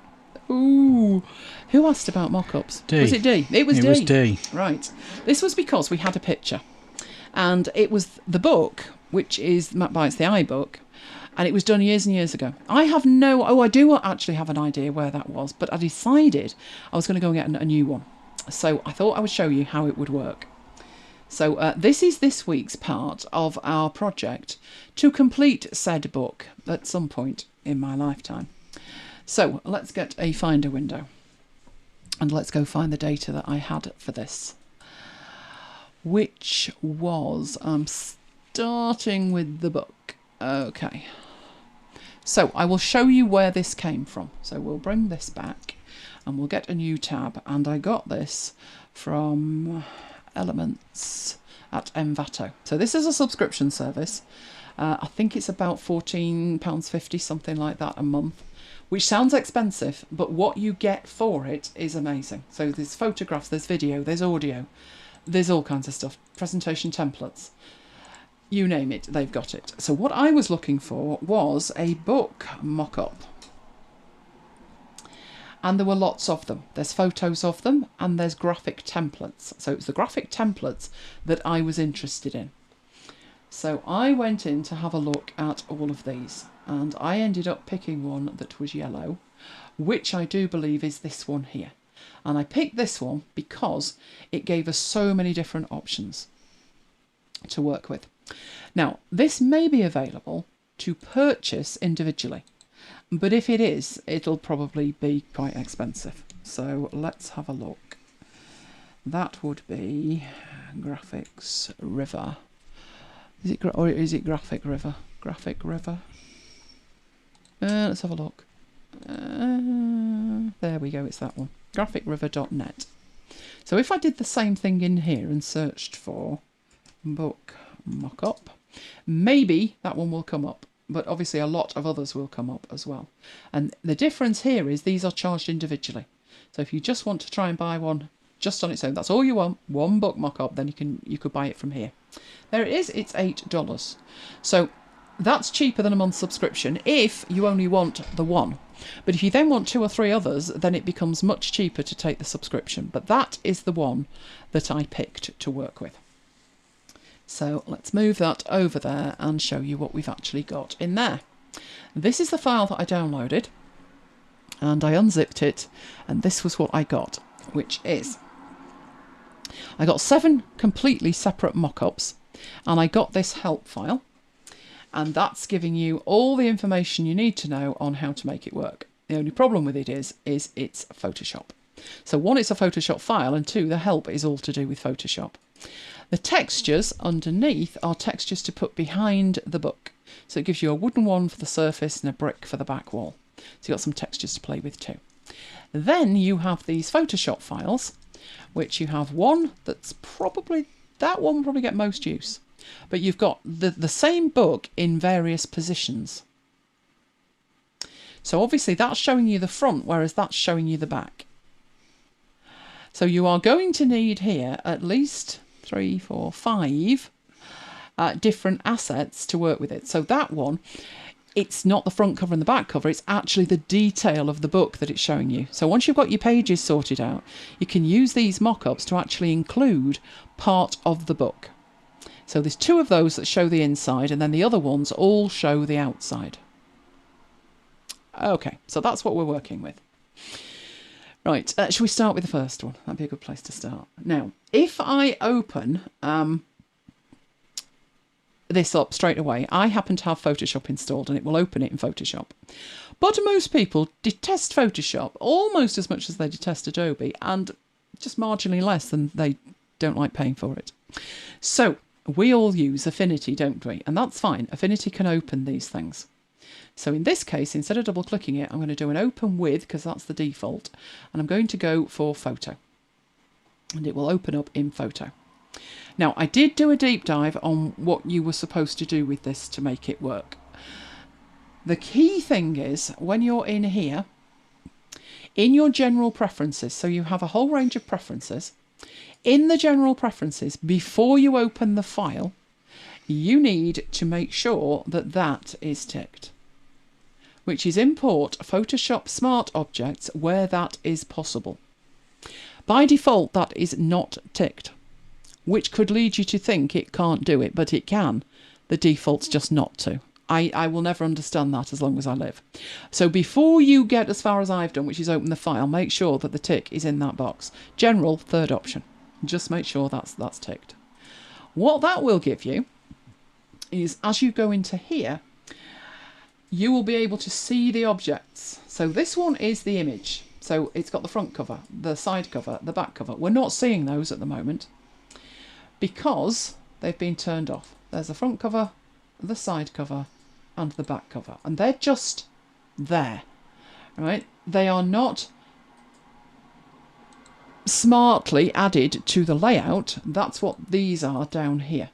The front, the back side, and the shadow on the bottom, then the background, and everything else. So I'll look at everything else, then we'll go back and we'll look at that image where it says image. That's where we're going to put our stuff.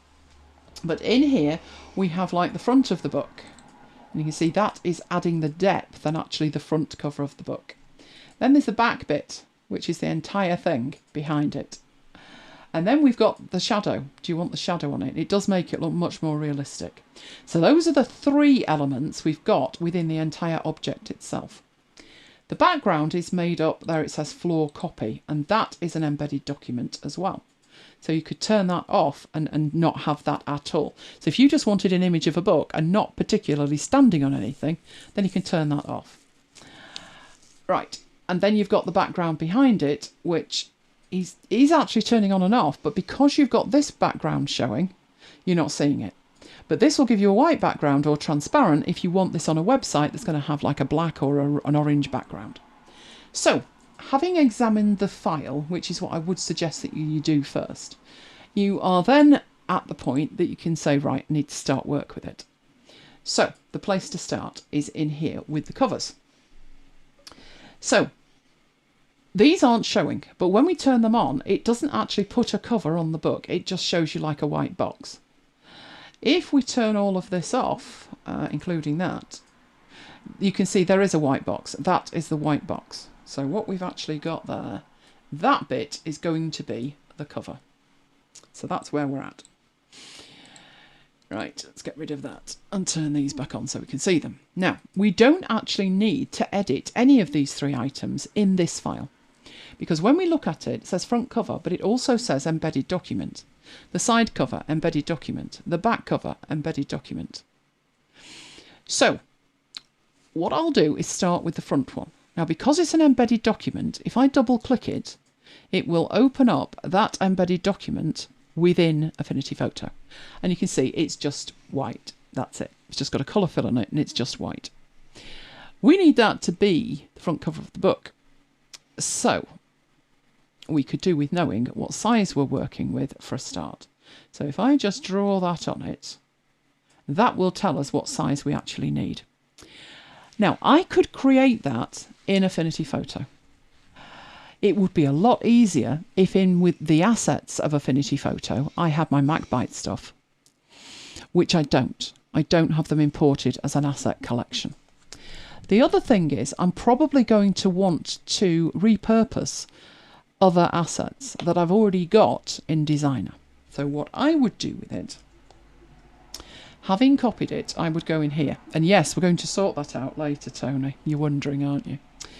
In here, it doesn't particularly matter. All I'm interested in here, right, is I'm going to paste that shape. And that did not work well. I wanted to take this. Come on, take this rectangle. Just copy that for me. Shall I put a colour in it so we can actually see it? It really doesn't matter. All right, let's have that. Come on, take that and put that in there. Okay, right, that has actually done it. And it's much bigger than I had. So if I zoom out here, let's get that full screen. If I zoom out, what I've pasted in is the size of that cover. Yes, Tony, I did tell you, didn't I? There was something coming up for you. Now you've got a clue what. Right, so the artboard that I've got won't work. The artboard's too small. In fact, I don't think that is an artboard, is it? Oh, I think it is. Right, what I'm going to do is put an artboard around the selection. So now I've got an artboard that's exactly the right size. And this one is going to be a book cover. Tony's now dying with anticipation. Right, so that's my book cover. My book cover is going to be pretty simple, really, because the one we've got, we're quite happy with. It just says MacBites the iBook. But this one's going to be MacBites the book. But the background of it is black. So the good news with that is, given the mock-up we're trying to work with, it's white. So when we put the black one on, it's going to be really different. So what I'm going to do in here is go to the assets, because in the assets of Affinity Designer, I have a whole collection in here, and one of them is MacBites, because this is where they're used the most. So in this one, we're going to need MacBites at the top. We're going to need it much bigger than that. All right, so there's my MacBites. And we're going to need the waves going across it here. And again, we're going to need that much bigger like that. And the beauty of this is, even if this isn't what we decide to finish with, it's good enough to get going with. We can go in and change it whenever we like. And then down here, that is very tiny, isn't it? It's very tiny, and it's the wrong font. Tony says, "Okay, we've seen the book thing now."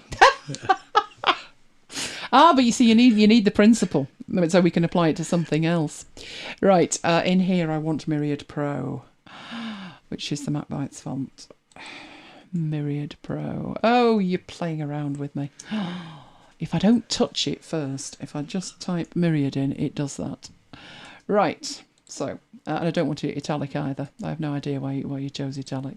Can we just have normal? Where's regular? There's regular. Right. So, let's put that in. Obviously, needs to be white, and at the moment it's black. There we go. Getting there. Pull that on. So I am deliberately keeping this very simple, because this is just a basic part of the demo, isn't it? Right, let's take that up to there and find a letter that we can match it to, because this is artwork. So I need the E of Elaine to match that. In fact, I can just do with an E, because what it's going to be is the book. but I need it to be bang on the right size. And the easiest way to do that when this is not editable text is to find a letter like that and get it as near as possible.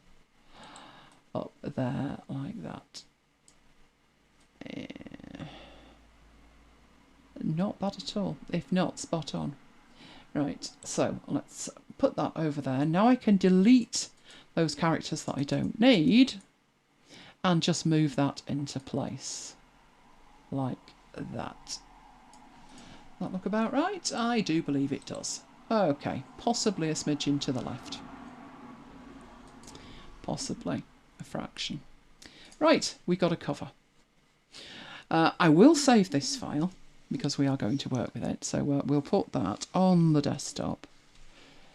There we go. And this one is going to be MacBites, the book. And I'll say covers because we're going to have more than one. At the moment, we've just got the book cover, but we are going to need to come back in here for some of the others. So like I said, incredibly plain, but it'll do. That's all I need. I do have a couple of options now of how I go about this, because all of this in here is that. I could group it, I could export it and do it as an image. I'm thinking if I can get this out, I'm now pondering here. It'd be nice if it was cropped before we head any further. So let's see if we could do that if I made a mask. If I made a mask, would it work? And sometimes it does and sometimes it doesn't. It depends. If I grab this lot, there we should be. There we go. So these are hanging outside it, but that is masking everything so we don't see it beyond it. So we've got that. Let's see if we can grab that and head back where we were. Now that took quite a bit to copy that. And we're heading back into that embedded file. And when I paste it in, we've got everything that we had before, including this rectangle that I drew that we don't need. And then we've got all these elements and they're still editable. So although they were created in Designer, they are still editable in this embedded file. Right, that's it. So what we had was that. And what we've now got is this, which it was literally just copied and pasted in from the other file. I'm going to save that file because it's embedded and close it, which will take us back in here. And now I can look at it and say that's not going to work because it's too close to the edge. So it looked all right. No t-shirt. So in here, I need to do some work in here, which is the book and MacBites up there need to be in a group. And that's going to need to move down a bit. So let's get this and move it down. And this is far too close to the bottom, so that needs to be moved up like that. But it's so easy to be able to do that now. So if I switch back over here, that has updated without me doing a thing in here. I didn't even save it. And I'm going to get that. I still think that is too close to the edge. So let's take that in a bit. And see how we're going. Not bad. Not bad. I'm actually beginning to think there's too much white space in it. So what I could do is put that underneath. Maybe even make that bigger. So we've just got MacBites and then the book. And that might fill that space a bit better in here. Now it's coming together.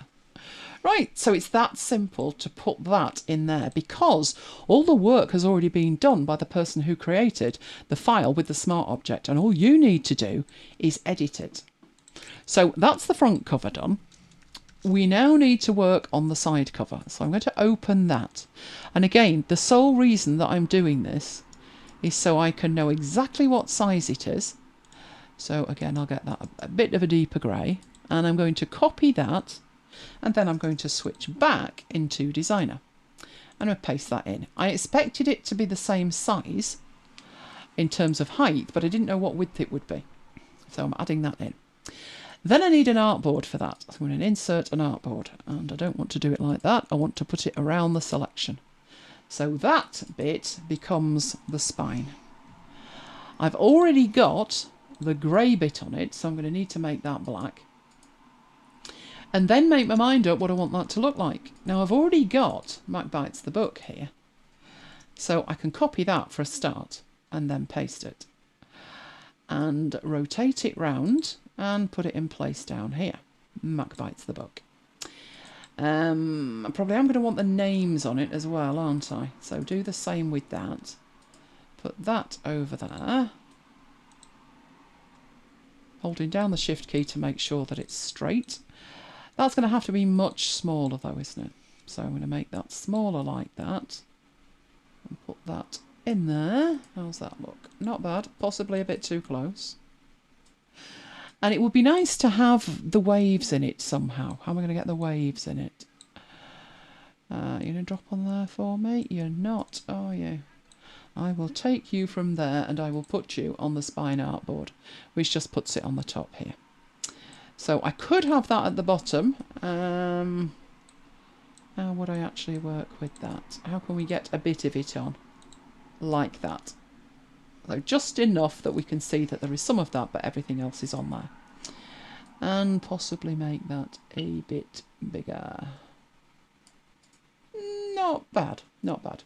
Same process as before. Now this is hanging off the end. So again, rectangle wise, I would duplicate that and just put that at the top. This is going to be the spine.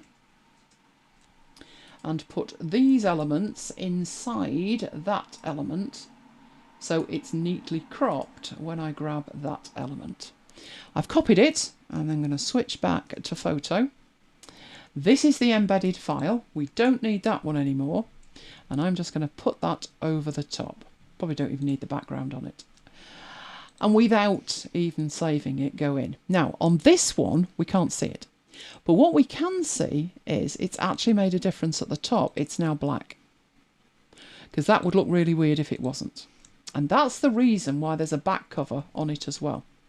In this one, because when we can't see the back cover, it's simple enough just to go into it and say, yeah, all I need to do with that is make that black and then that will look reasonable. So we will draw around that, which will give us something later to work with on the other one. So I've just made it black, which means when we go back into here, the edge of it is black and we're almost done. Almost done. Because it looks all right, we can get rid of the background entirely and then we can put in a background of our own if we want one. But in here, in this background that they've given us, which is the like geometric thing, it says embedded document. So we can also double click on that. When we get into here, now this starts to get Russian dolls. When we get into here, there's two embedded documents in here. So we've now got nested embedded documents. Okay. So I'm going to double click on the first one, which is the floor, and that opens that. You may remember way back when in the Finder, we had these textures. And one of them was a wood texture. And this is the floor. So if we drag that and put that in there, and we then scale it, size it, and generally fiddle around with it, so get it to fit that, like that, and then go back, you can see that appears here. We then get the wall, and we had a brick one, didn't we? So we can add that one to there, and again, just fiddle around with it, put it in the right place, covers the other one up, stretch it down there, and just to finish it off, I'm just going to pull it down. Close that, and close that. And what's happening is you're already seeing the finished thing at the other end. But that is what that looks like. We changed the floor, and we changed the wall. Now, although these aren't actually showing, in group one, it's actually done it. So we can close that down, and that takes us back to the book. And now we have the wall behind it, and it's stood on a wooden desk. All of these things that we had open, that's the back, the spine, and the cover, are embedded inside that individual document. So this file is the master file now for MacBites the book with the front on cover. The spine is correct, but the back was just black. We didn't make anything with that. So I'm going to save that file. I'm going to put that again on the desktop. And I will call it Book Mockup 1 so I know which one it was based on. But this one on the desktop is going to be the MacBites one. Right, we will take one of the others and do the same. So a couple of questions. Okay, what have we got question-wise? Ignacio says, can we use personas to switch from photo to designer, or will that not work? We probably could. We probably could. I tend not to. I tend to have them both open and have one on one screen and one on the other. But yeah, you probably could do. Not my workflow for this kind of thing. And his second question. Yep. Did the thread also pick up the book colour, or was that already black? The thread, right, let's have a look. Which bit was that? And everyone wants it for Christmas. Which thread? Are we talking about this bit here? I think that was already black and white, if that's the bit we're talking about. If we turn off... oh, we can't, can we? Or can we in here? No, I think that was already black and white to start with, because it's not quite black. It's very clever, though. I like that. I do like that. So, got any other questions? No, that was it. Right. We will pick one of the others then. So that one was one of the more simple ones. I will be using all of these. There's the thread. So it looks like the thread was black and white to start with, which is fairly normal, fairly neutral. That one wouldn't teach us anything. We just use the same front cover and it's just a different look. What we're looking for is one like that has the spine and the back. That one's very similar to the first one. That one's similar, just got the hand over the top of it with a nice shadow on it. That one, of course, what we'll be doing this, when we've got some pages that are finished, we can do these bottom two. I think the best one to try going with is that one, because it'll be something that we haven't already done. So, let's get rid of that, and I will open that in Affinity Photo.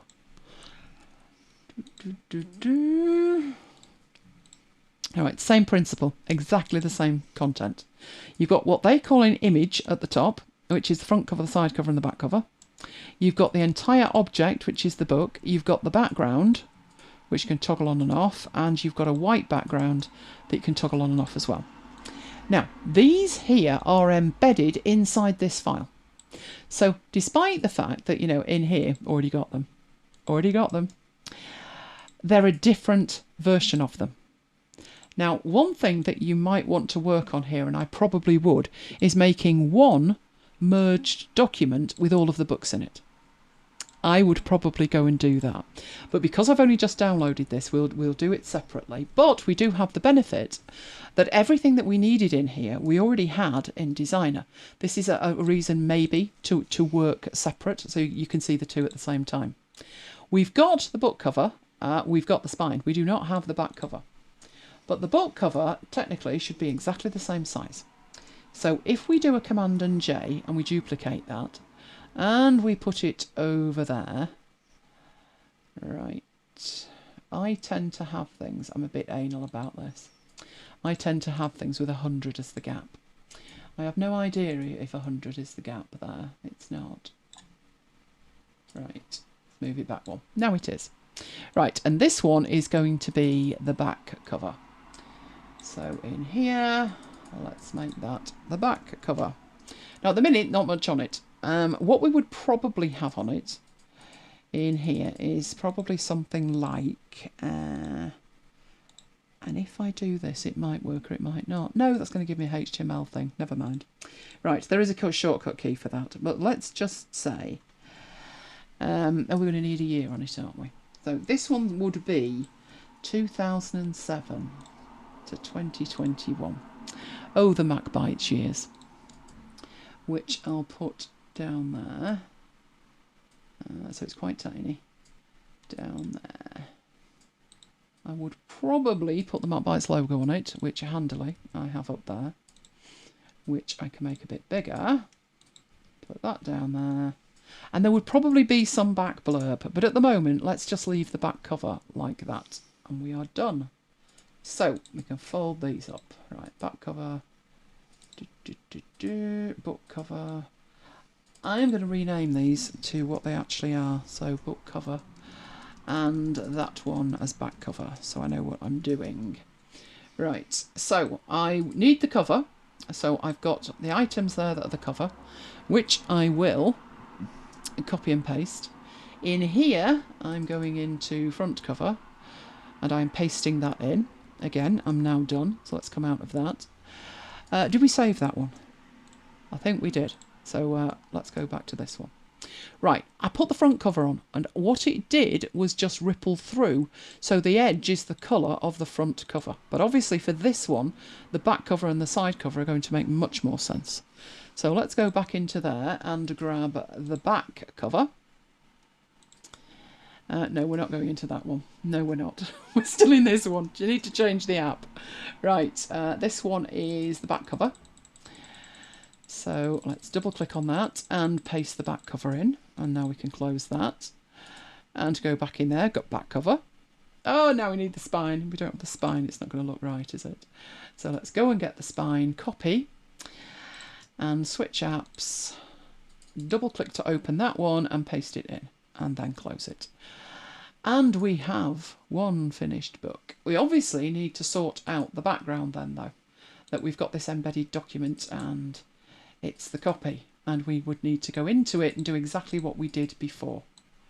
So we're looking for the floor, which was in there. Floor, hang on. That one needs to be in. We need to go into floor, don't we? There we go. Right, if that's the floor, that's the wooden one. So bring the wooden one on. Where did that just go? Where did you just go? That's better. Right, put it at the top. Stretch to fit the width. A little bit too much. And it won't distort it that badly if I put that down. So let's close that. Where are we now? Which embed have we got? There we go. And we need the wall. So in for the wall. And any other textures, I mean, they only provided 2 textures, but if you want something different, if you want like a photograph, in our case of, say, the studio behind it, then we could do that as well. I'm just using what it came with, as it's faster at the moment. Okay, we've got that. That's the embedded document. Let's get rid of that. And there is the finished book. And I don't think it would have that line on the side that we've got here when it's exported at the right size. That is a visual thing because my screen is so tiny. But now we've got the back of the book as well. And all you would need to do with that is then just carry on. That's why I like to have it separate in Designer, and I can just copy and paste into here. But like I said, it would actually make sense to me, because the background's the same, and because the embedded documents are the same, it would actually make sense to have the multiple copies of the book, the multiple layouts, the back copy, the front one, the one lying down, in the same file. So I may well do that, because if I want to change the cover of the book, I don't want to have to change it in Designer and then in 8 copies of Affinity photo files. So I'll probably create one almighty thing for them and do it that way. But that is how it's done, Dee. I know, I'm a tease, aren't I, Tony? I am. But we're coming on to that. Oh, right. Oh, Ignacio likes the workflow. Multiple windows. Well, I've got these 3 monitors and it makes sense. I would probably have some... If I'm doing work like this, I would probably have those open on my right-hand side. And on my left, I'd probably have some entertainment on. Unless the entertainment was on an iPad in front of me. Right, was there a question Dee there? says, what do you think of Daniela's suggestion that you make the waves go all the way round? Is that doable? The waves go all the way round. Yes, it would be. It wouldn't actually be that difficult to do. What we could do here is we could make the waves much bigger. So across the artboards that we've got, we could... That would be a case for putting these up to one another. So creating a wraparound. So yes, we could do that by... Hang on, that's not working. We're not moving the right thing there. You are the cover. Right, that way.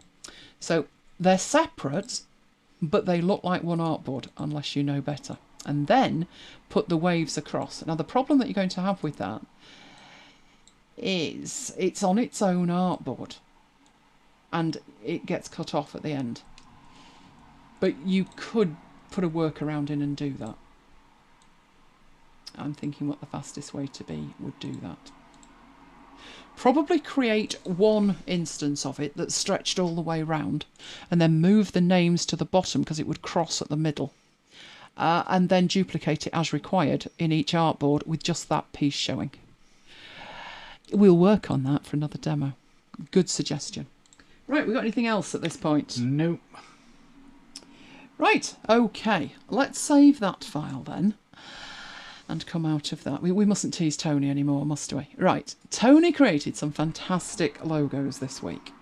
So I just picked randomly these, and this is what it would look like if I was presenting this to a client. So each individual bit would have its own artboard. So you see we've got white on black and black on white and text, and then I've got the yellow ones. And what I was thinking as I looked at it was, I know what Tony needs to see. You need to see this in situ is what you need.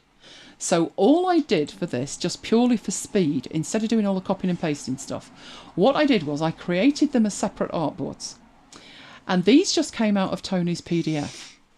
So a PDF is editable in Affinity Designer. So I extracted one and then put them in here. And let's see what we can do with them. Because I thought, it's all very well designing these things, but it's seeing them in situ, isn't it? So that's what I decided to do. So all I did was take the designs and put them on a separate artboard, each one. They do all have a circle. So there is a white circle there. It is there. And this one is on a white circle as well.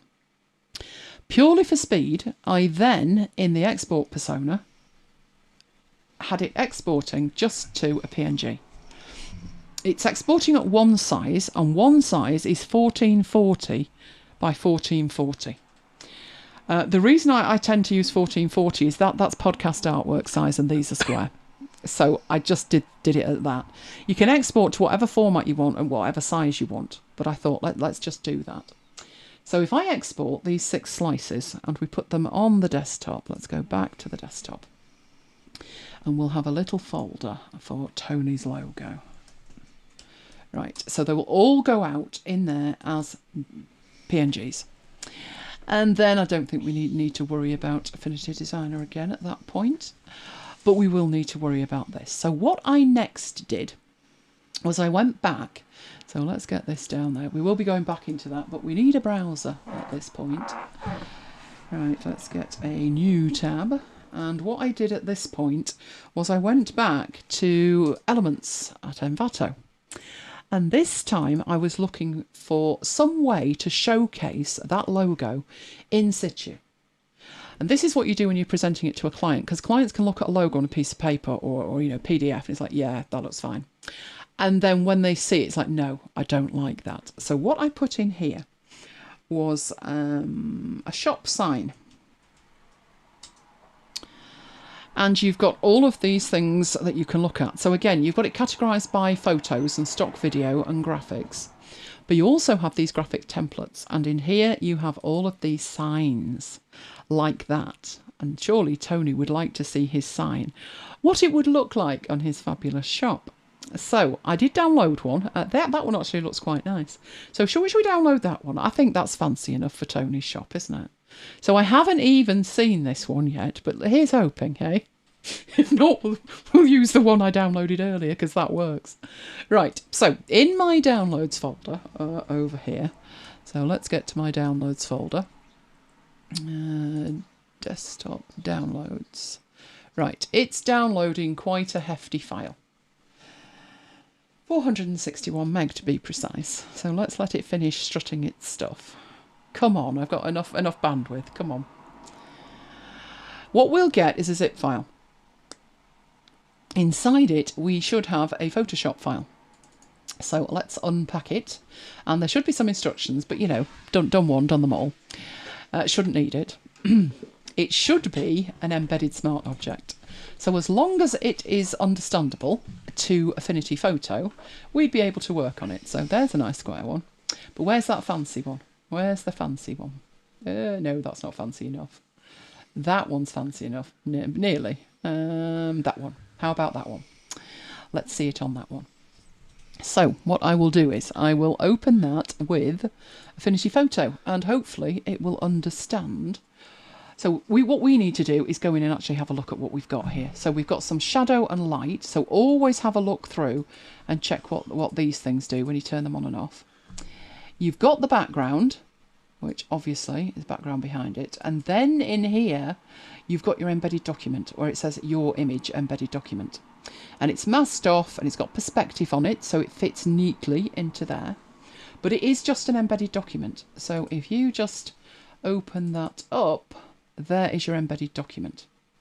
So that's why we needed these exports, which are on the desktop in Tony's logo. So I'm going to put that over there and I'm going to drag these in. Obviously you could copy and paste from Designer, but just purely for speed, I thought let's just drag it in. Now obviously that one is a bit big, but we can scale it down to fit the area that we've actually got. So take it down there and it's square, so it should fit nicely. Only it doesn't. It's not square then, is it? Right, we'll put it in there with a little bit of space. And hopefully it'll look okay. How big can we have it? That's odd that it's not. But let's go and have a look at it. Oh, it's not, is it? No, we need to fit it. And I was hoping it was going to be circular. The one I tried was circular. But you know what? That would work perfectly if we did a different one. So if we brought in... I know, let's have a... Where's Designer gone? Where's Designer gone? Right, if I go back in Designer to here, and I choose, for instance, that one, which is on white, but I don't need the white. So let's go and get my text here. Let's group that together and copy that and go into Photo and put it in there. Let's put it in the middle. Let's have that as big as we possibly can. And let's have a look what that looks like. Back in there. There we go. Now, that's too big. So we are going to have to fiddle around with this one. You know that rule, Mike, that we have? Don't change the file you're going to work with on the night. That one. There we go. Yes, I know I've been doing that in the last hour. Daniela wanted to know if it's just Command-C, Command-V between apps. Yes, just copying it. Yes, Daniela. Just copying it. So there we go. Now I'm going to get the round one that worked. Yeah, the one that looked amazing, which was the round one. So how does it look, Tony? Are you sold on that now? I could fiddle around with it and try and get it to fit, but, you know, let's just get one that actually works, that looks amazing, which was the one that I did before, which was, I think it could have been that one.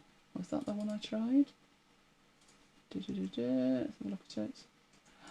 It was this one. So let me get this open in Photo, because I don't want to have to fiddle. We just want to see it. Right, so we have the smart object. There it is, and it says upload your design. That's the embedded file. So if I go in there, that's the embedded file. And we already know on the desktop we've got the nice yellow one. It should now be circular. Perfect. And we can go back in there. Why is that not updating? Why are you not updating? That's our embed. What's gone on in here? Okay, we'll get rid of that one. Oh, it's opened separate, I think, and it should have opened it up in there. So let's try that again. No, it's opened it up separate. Right, let's take that and put that in there. And they're lying to me, aren't they? They are definitely lying about this being right. Let's take that up there. Perfect. Turn that one off. And there we go. How about having that outside the shop, Tony? I'm loving all these comments. I'm loving all these. Kim thinks that one needs to be in black.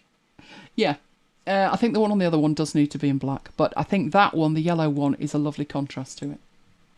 Never change your data on the night. Never, ever change your data on the night. Do as I say, not as I do. Right, what else did I have in here? I think I had another one. That's the book one. So let's have a look in there. What else did I have in here?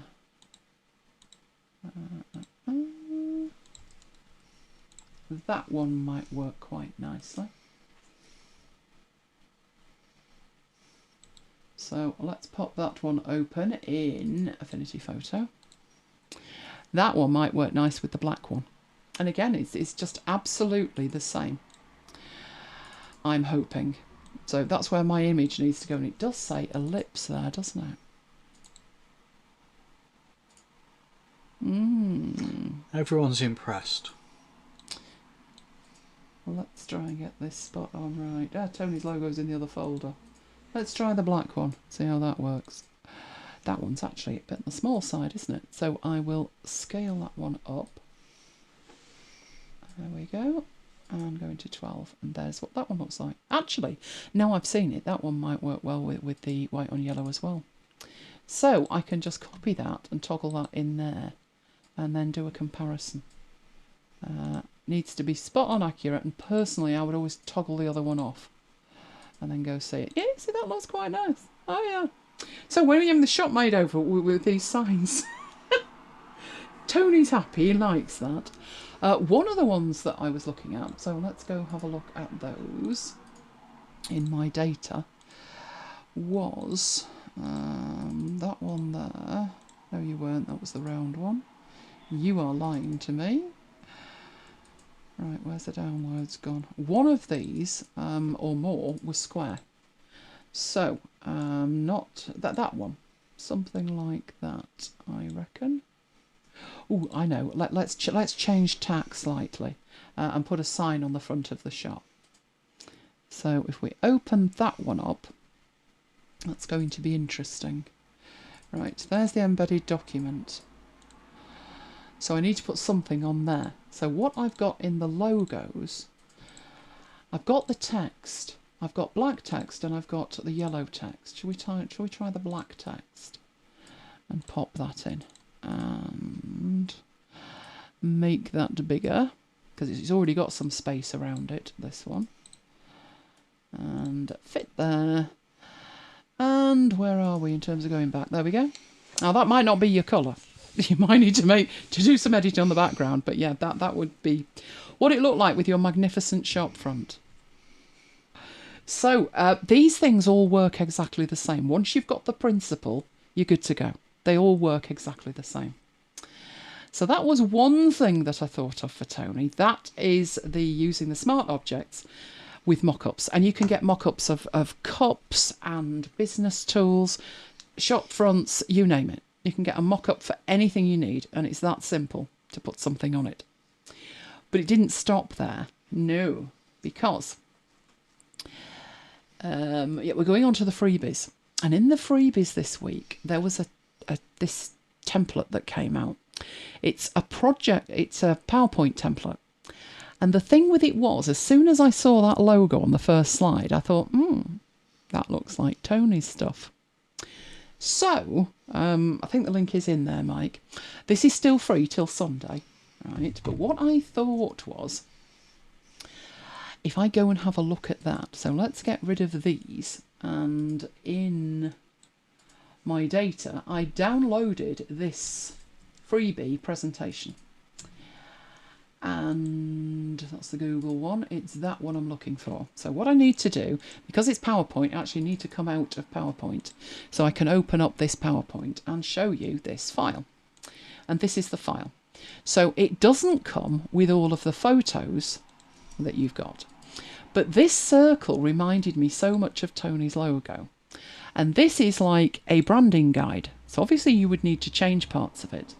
But what I next did with it was I went to get some images. So from the same place, which is Envato Elements, I went to get some of these. And I thought how easy it would be to use some of these images in here.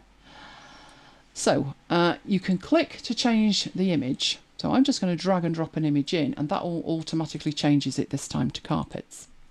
And there's another one there, click to change. So I think I've got some oriental rug type things. So pop that in there.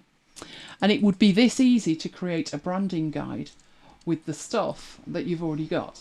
So there's some more fabrics. I mean, they're not didn't particularly want that open in there. But what I did was I downloaded all of these. So I've got people choosing wallpaper to go with the carpets, etc. And I've got oriental rugs, and I've got people on carpets and carpets. all the toys on the carpet. That's the perfect one. So let's take that and literally just drag and drop it in here. And then when you come to present it, you've got all of these beautiful images, and then you just change the text. And like I say, what made me think of it was this logo on the front. And I thought, that's not exactly the right logo, but you know that we've got those on the desktop in Tony's logos. So we have here, and I'm trying to drop that slightly off, right, which is bigger than the slide needs to be, but taking it down. And I need to make that smaller, and I've no idea how they've configured this. How have they done that? They put that behind it, so the image is actually behind it. So all I actually need to do is to drag one of these on, but it's popping it in there. Why are you popping it in there? I don't want you to pop it in there. I tell you what, I know what we'll do. We'll just lose it. We will lose that, and we will drag it on anyway, and then I should be able to scale it like that. The colour doesn't quite match, so you would need to go through and change the colour to match that. But that was what I thought. And once you've got these pictures on, it's totally yours. So that one, I think, is just the grey thing. But these, a lot of these, you know, click to change the picture, you just drag and drop the pictures in. So the pictures that I'd picked were all to do with carpety things. So let me go back. Where are my pictures? Don't disappear. They are carpets. So where's the one of the people lying down? Yeah, just sitting on the carpets, basically. And just dragging and dropping them in and changing them.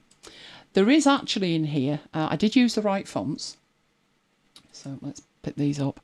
I did use the right fonts for it, but there's so many in here, and all you need to do is, you know, if you don't want to include a slide, just take it out, but it's a fast way to get the branding on point and get that message out there. So all of this could be, you know, let's put the oriental cushions in these. So if I drag one of these, I've got three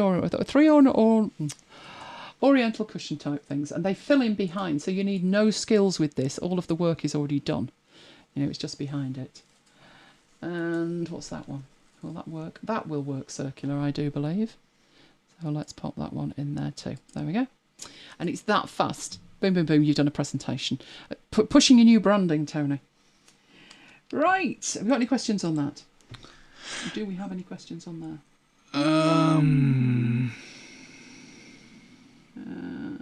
If you change the letters, it reads Elaine. I'm not sure which bit that was, but okay.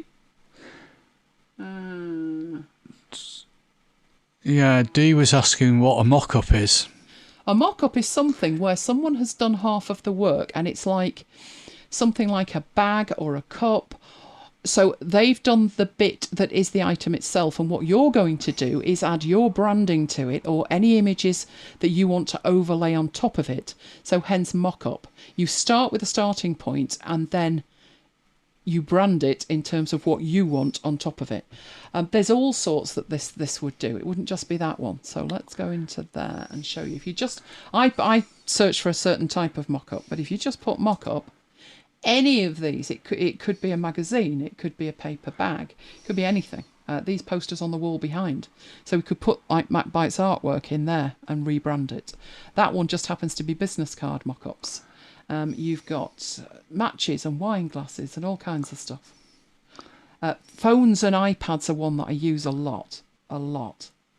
But any of these, they've all got elements inside them that you can edit. I have a mock-up coming up. Do you? Yes. I'm not going to say the U word.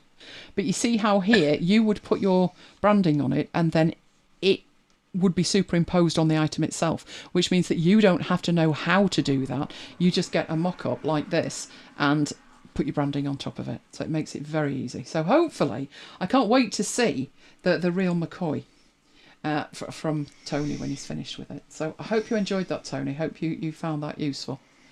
And obviously, we're doing our own with the book. So if you've got all the links to that in, I think we're going to hand over to you, aren't we, Mike? When I've pressed record. I've got so much to do before we get that far. But shall I talk slowly then? Let's hand over to Mike. Right, they can see you. Okay, now there was a bit of rumour going round in the chat that I don't like unicorns. Well, that is far from the truth, because today I am doing the Unicorn Clothing Company sales report. So there we go.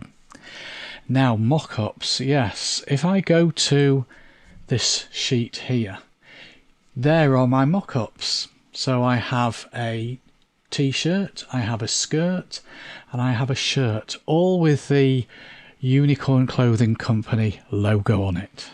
So there are my mock-ups. Anyway, let's get back to Excel. What I've got here is I've got some data.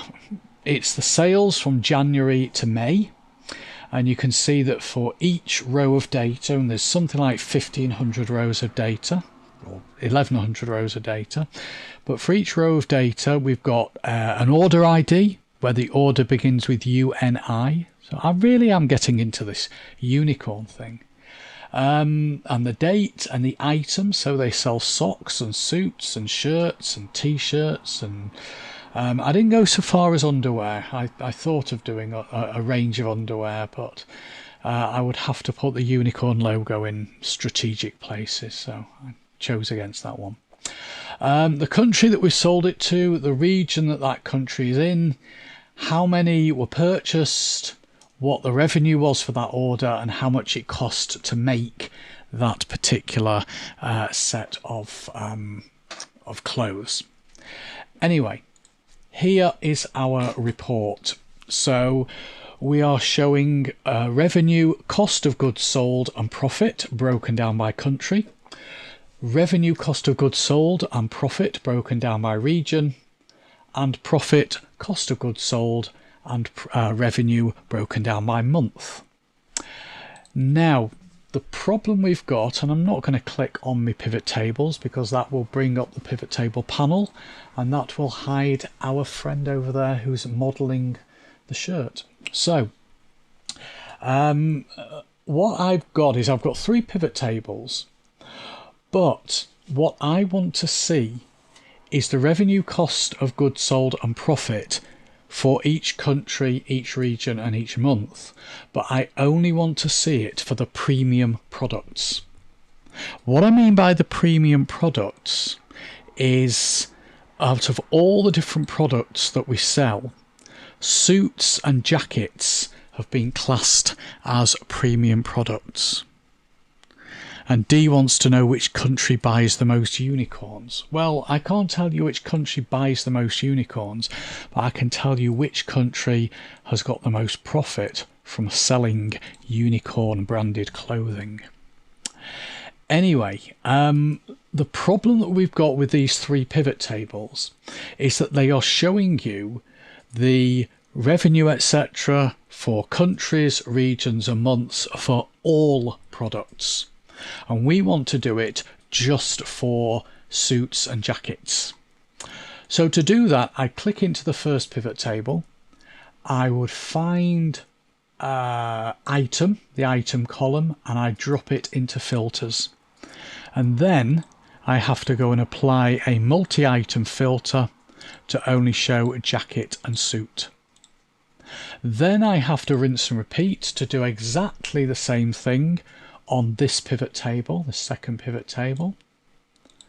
So click the drop down, select multiple items, only select jacket and suit, and then do exactly the same thing here. Drag item into filters, apply, select multiple items, and select jacket and suit. Okay, so what we're seeing now is we're seeing the stats for each country, the stats for each region, the stats for each month, but only for jackets and suits.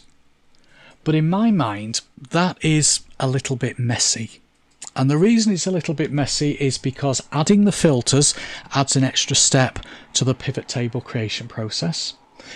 You have to go in and tick a box before you can select multiple items. It doesn't actually say jackets and suits there. If I only selected one item, it tells you which item you've got selected.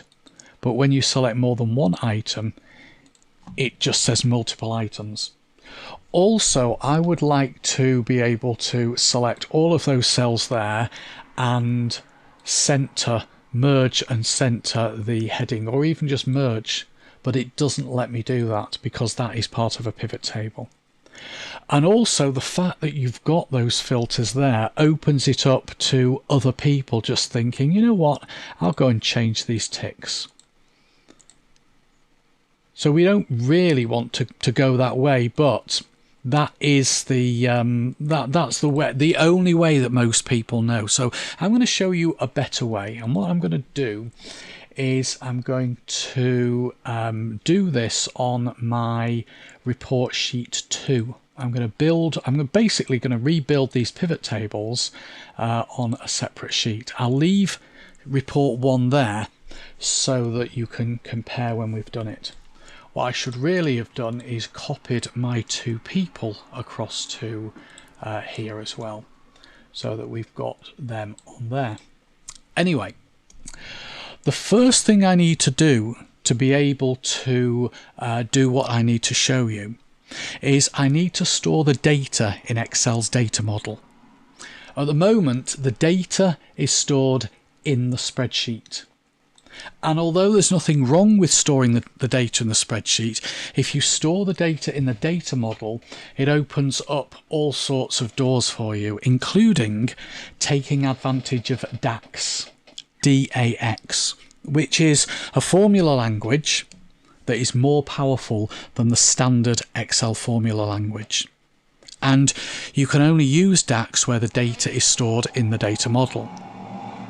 So what I'm going to do is I'm going to click anywhere in that data and go to Power Pivot, Add to Data Model. And what it will do is it will take all of this data here, all 1000 odd rows, and it will create a table in the data model for this file. The data model is simply somewhere within this file that can be used to store data as an alternative to storing the data in the cells. Now, if I go up to the Table tab and look on the left-hand side, the name of this table is TBL Sales, and that will ripple through to the data model.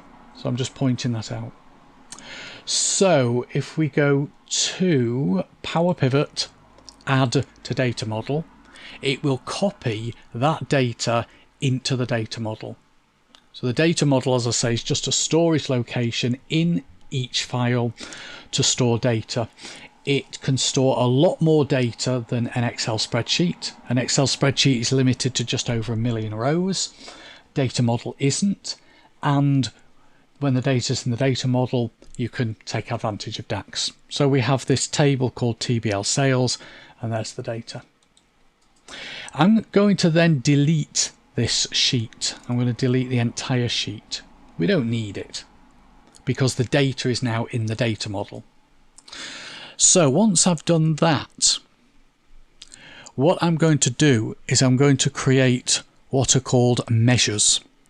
A measure is a special formula written in DAX, and you place these measures in the values section of the pivot table. So suppose I want to show profit per country.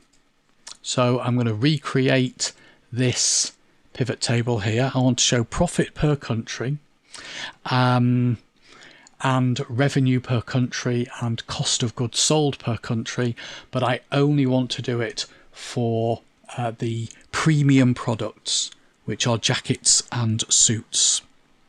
Well, if I actually switch back to the data model, because this data here is based on the data that was in the spreadsheet. The reason that it's not deleted that data is because I haven't done a refresh on the pivot table. If I did a refresh on the pivot table, we would lose that.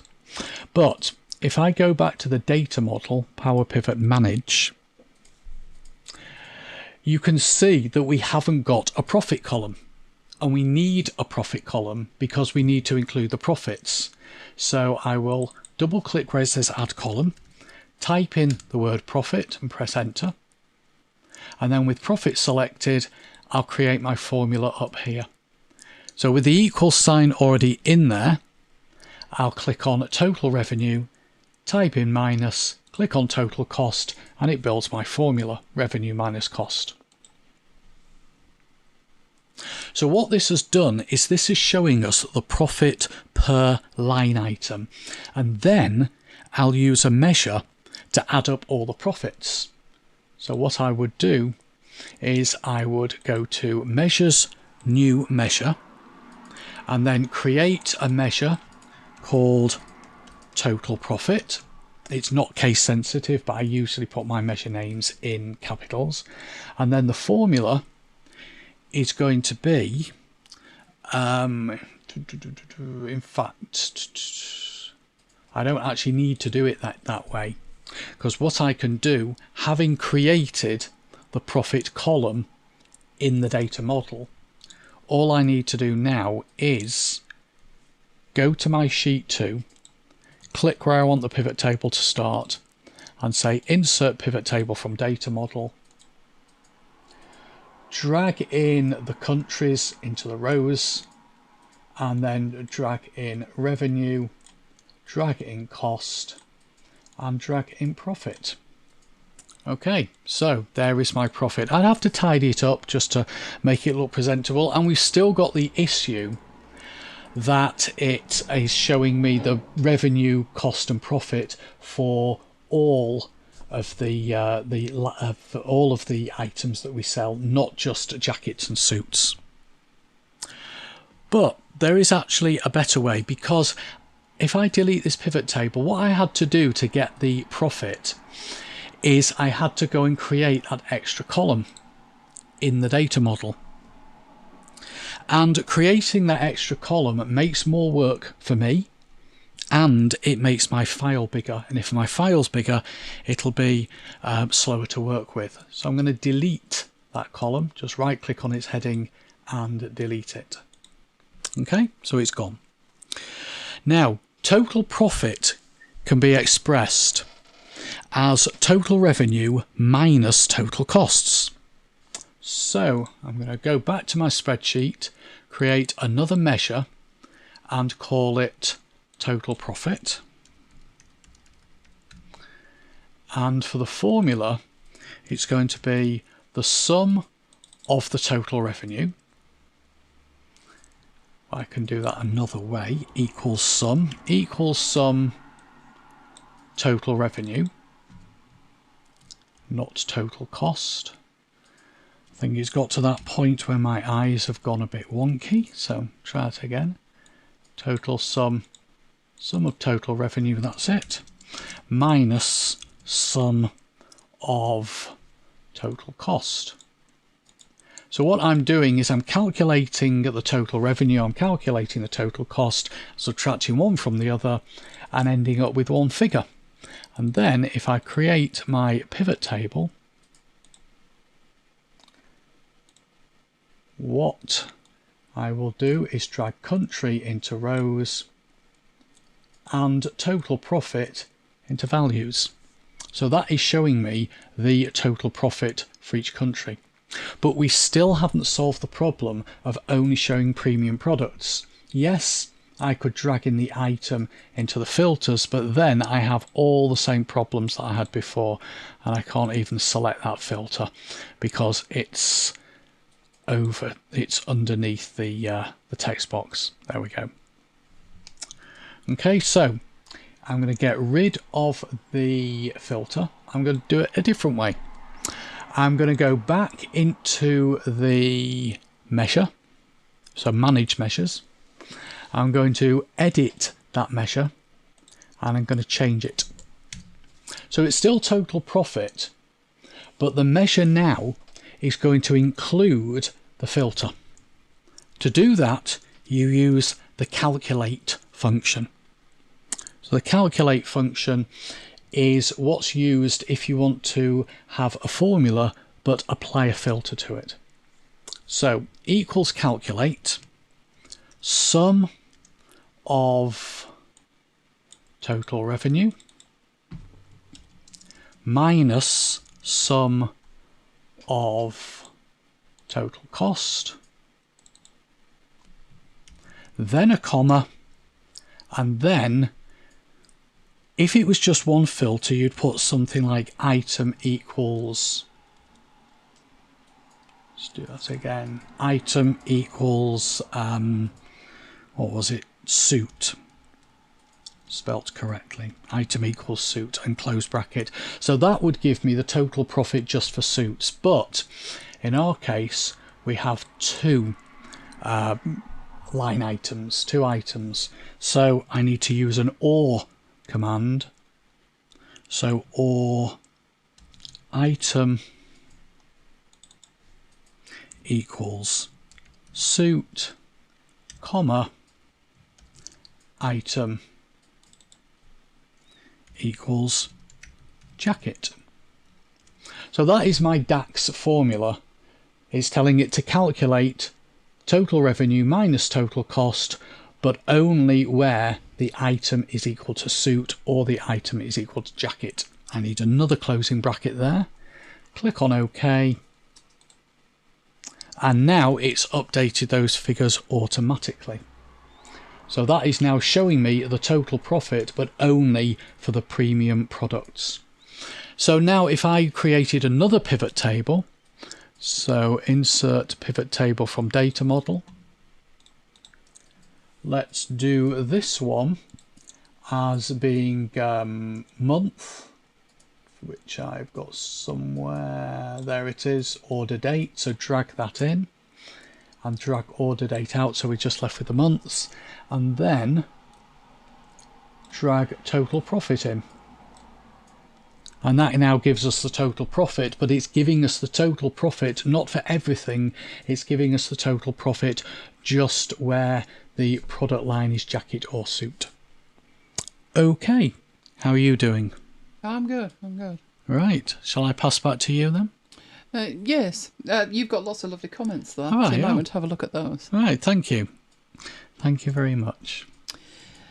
Right, give me 1 second. Trying to open things in browsers and generally play around.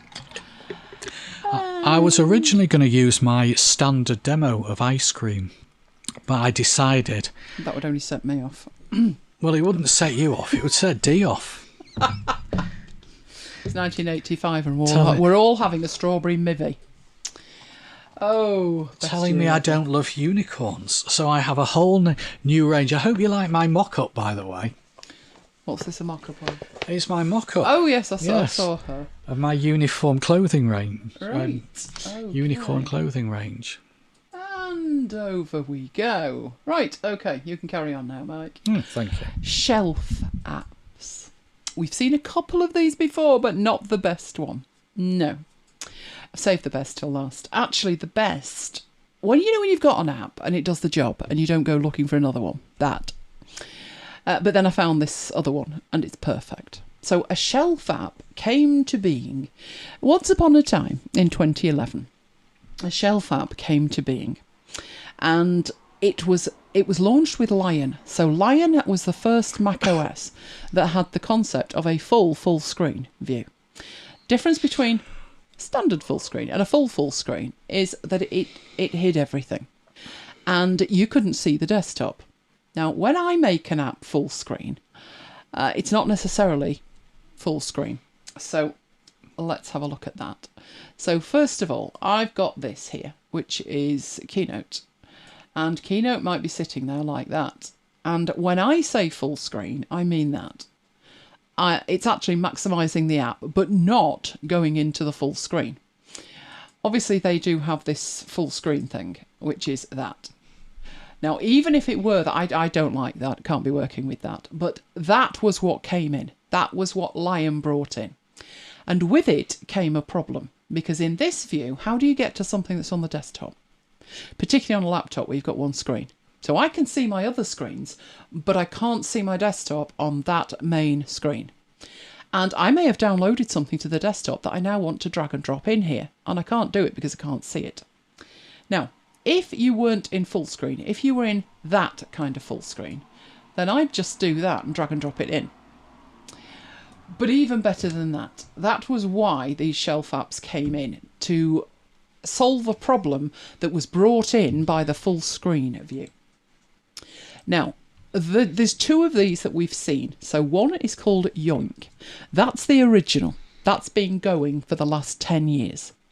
And it's called a shelf app because it creates a virtual shelf for you to put content on that you can then drag into a full screen app. Hot on the heels of Yoink came Drop Shelf. Drop Shelf works, it's very similar. There's a couple of nuanced differences between them, which I'll show you. I use both. Yoink less so. So sometimes I would actually turn Yoink off, only because there was no way to stop it popping up. So as soon as I picked something up to drag it, Yoink would pop up. So in a demonstration, I can't really have that because people get distracted. You're trying to show them one thing. It's like, what's that shelf thing that's just popped up? Isn't that right, Mike? No matter what you're trying to demonstrate, people are more interested in what you're not trying to demonstrate. That's now, they're gone. Yeah. Their attention has long gone. How do you draw on the screen is my usual one. Oh, I used to get one. How do you zoom in on the screen? What's that magnifying thing you've got? And you're thinking you're not paying a blind bit of attention to what I'm actually speaking about. You're just looking at all the icons on my desktop, aren't you? So they work in different ways. And my preference was for Drop Shelf because you didn't see it. But there is a new kid on the block. And it's this one over here, which is Drop Over. So we're going to look at all three of these. Your experience and needs may well mean that you would tend to one of them rather than another. Mine means I'm tending towards the last one that I'll show you, which is the newest one. So let's go and have a look at those. So I will come back to this app shortly. But Yoink, which I don't even have running at the moment because it's very distracting in a demo, is now running. And because I didn't have it running, you get all of this thing which explains how to use it. But I have it configured in such a way that it will appear down here. So it will be down there. By default, it's not. By default, it's over there. That is no good to me because I have 3 monitors. I do not want a shelf bobbing up in between the 3 of them. That's not where my dock is. My dock is on the other screen. So I don't want anything popping up on the sides. And if I had it popping up on the side of the left monitor, it would be a long, long way to go to pick up that item ready to drag and drop it. So wherever it is on here, it pretty much has to be on this central screen. Right, you will see it when you start to drag and drop things. So we have some files here that we've just used. And as I start to drag that, nothing. But as I drag it close to where the shelf is, it would enable me to drop it on there. Now, it does then need permission, doesn't everything here? And you can carry on dragging and dropping files to it.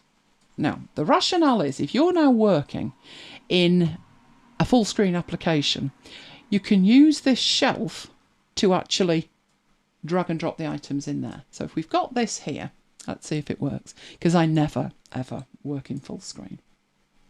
But the shelf stays there, even though you're in full screen.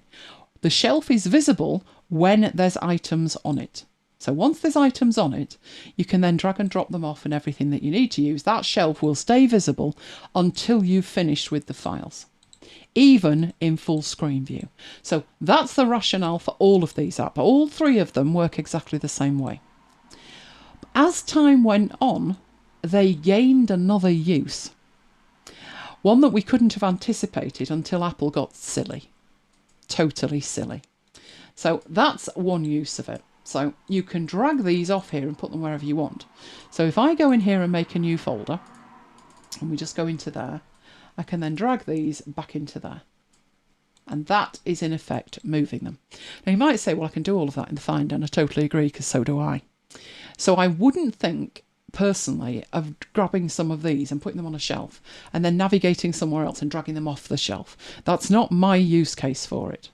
But that is one use case for it. And for people who were using full screen, that was like the primary thing. I will show you the other apps, I think, because they all work in a very similar way. I have this hidden inside Bartender. So I've got all this stuff going on in Bartender. And this is Yoink. This lets you decide where to put the menu. So the little the window that pops up. So mine is the right edge at the bottom. Then there's the size of it. So the default is 3, but you could have it much bigger, you could have it smaller. It doesn't mean you're limited to 3 items, it's just that you're viewing 3 items. You can bring back the last remove file, which I don't particularly need to. You can even take the clipboard contents and put them in Yoink, and that way you can come back to them later.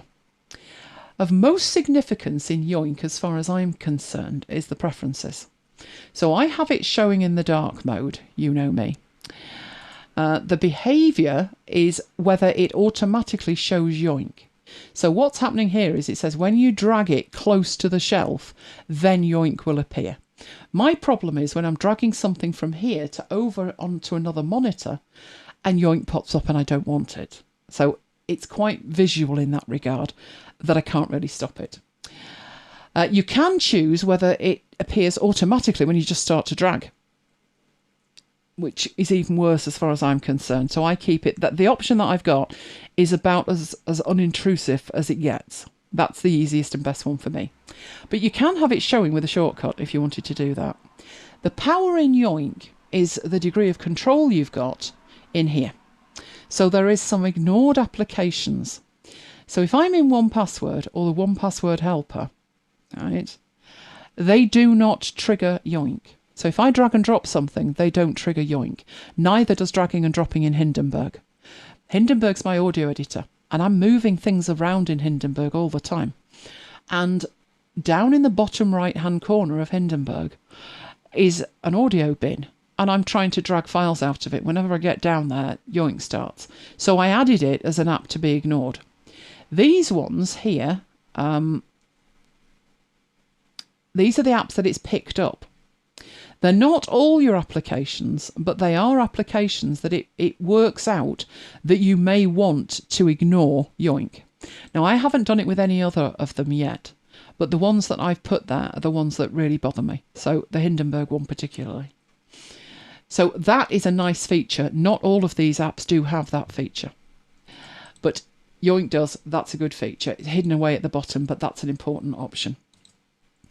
Then you've got what happens to them. So when you drag them out, do you want to remove the items from the Yoink shelf? Now you may have a file that you want to drag and drop into 10 different locations, in which case you don't want them dragged out. Now you may have noticed when I did drag something to it, once I've got it in there, you can lock the item. And that means if you drag and drop it somewhere, so I'm putting that on the desktop, it does move it from here to there, but it's still on the shelf. So technically speaking, I can move it back. And what I'm doing is, there still is only one copy. I had it on the desktop and then I moved it over there, but it just doesn't delete it from in here. So if you want to move it multiple times. You've also got a quick view. So that's the file we've just created for the book cover. And you can take it away from there entirely. So where you go. Oh, it's saying it's locked. Hang on, there we go. So let's get rid of that. So that's what it's talking about when it's talking about removing it when you drag it out. You can combine the items, the multiple files that you've got selected into a stack, and you can look at the previews of them as well. If you drag a web link, it will show you a preview if you tick that box. And it can also resolve the aliases to look for the destinations of them. It works with a force touch, which I don't particularly use because I've got a standard mouse. And there are extensions where it can link in with the clipboard history, which again, I don't particularly use. Yoink is the one to go for if you want an extensible one. So you've got a quick action you can add. You can install PDF services. So you can actually send a PDF from a print dialog straight to Yoink and then drag and drop it if you want to do something with it. It's also got a pop clip extension and there's an Alfred file action as well. So you can, from Alfred, send a file straight to Yoink. So this is the most extensible one. The problem for me is the interface, but that's what that one does.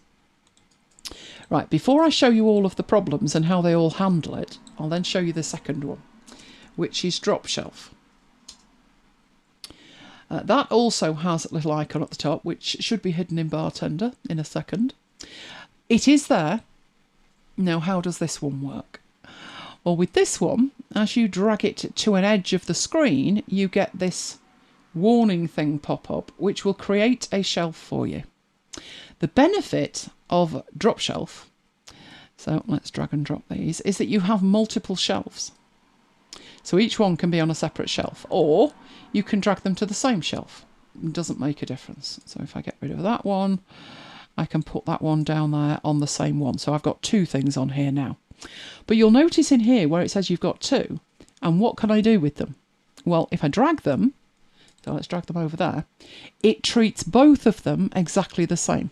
Because you've dragged them to the same shelf, whatever you do from there will be the same for either of them, for both of them. Okay? That's important when we come on to the third one. All right, let's just put that back on there and close that. Now, you do get to control from within here in your preferences. Let's open up the preferences. Right, whether you start at login, whether you see it in the menu, you can even control what it looks like. So if you don't like this in your face look, you can go for much more subtle with like dark shades of grey or a blue. You can also say which are the active edges. Now, I don't have the active edge set on the left, and that's because these are referring to an individual monitor, but it applies to all of the monitors. And on my left-hand monitor, I have my dock, and I don't want this interfering with my dock if I just happen to drag a file over there. This side on the right, I'm quite happy with, but if I were to drag this and go there, you can see all kinds of things happen, but not that. That does not appear. So my side notes appear and all of that, and my yoink thing appears, but this doesn't, even though there's a tick in the box. What this is actually referring to is not the edge of the monitor, it's the edge of your entire desktop, which in my case is 3 monitors wide. So I can't really show you the other screen, but on the right hand side there's another screen. And if I did try and show you, it would probably go mad because it's set to a different resolution. But that window will pop up on my right-hand monitor, but that's the only place it will pop up. So this one doesn't actually give you much in the way of control. You can choose whether you start it or login and whether you see it in the menu bar and what colour it is. You can choose which the active edges are, but you can't say if I'm dragging from a particular app, ignore it. Which is why I've started having to turn it off when I'm working in Hindenburg again.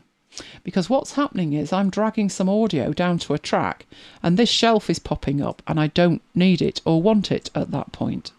So I do like the fact that you get totally separate shelves, and I like the fact that you can add multiple files to each individual shelf.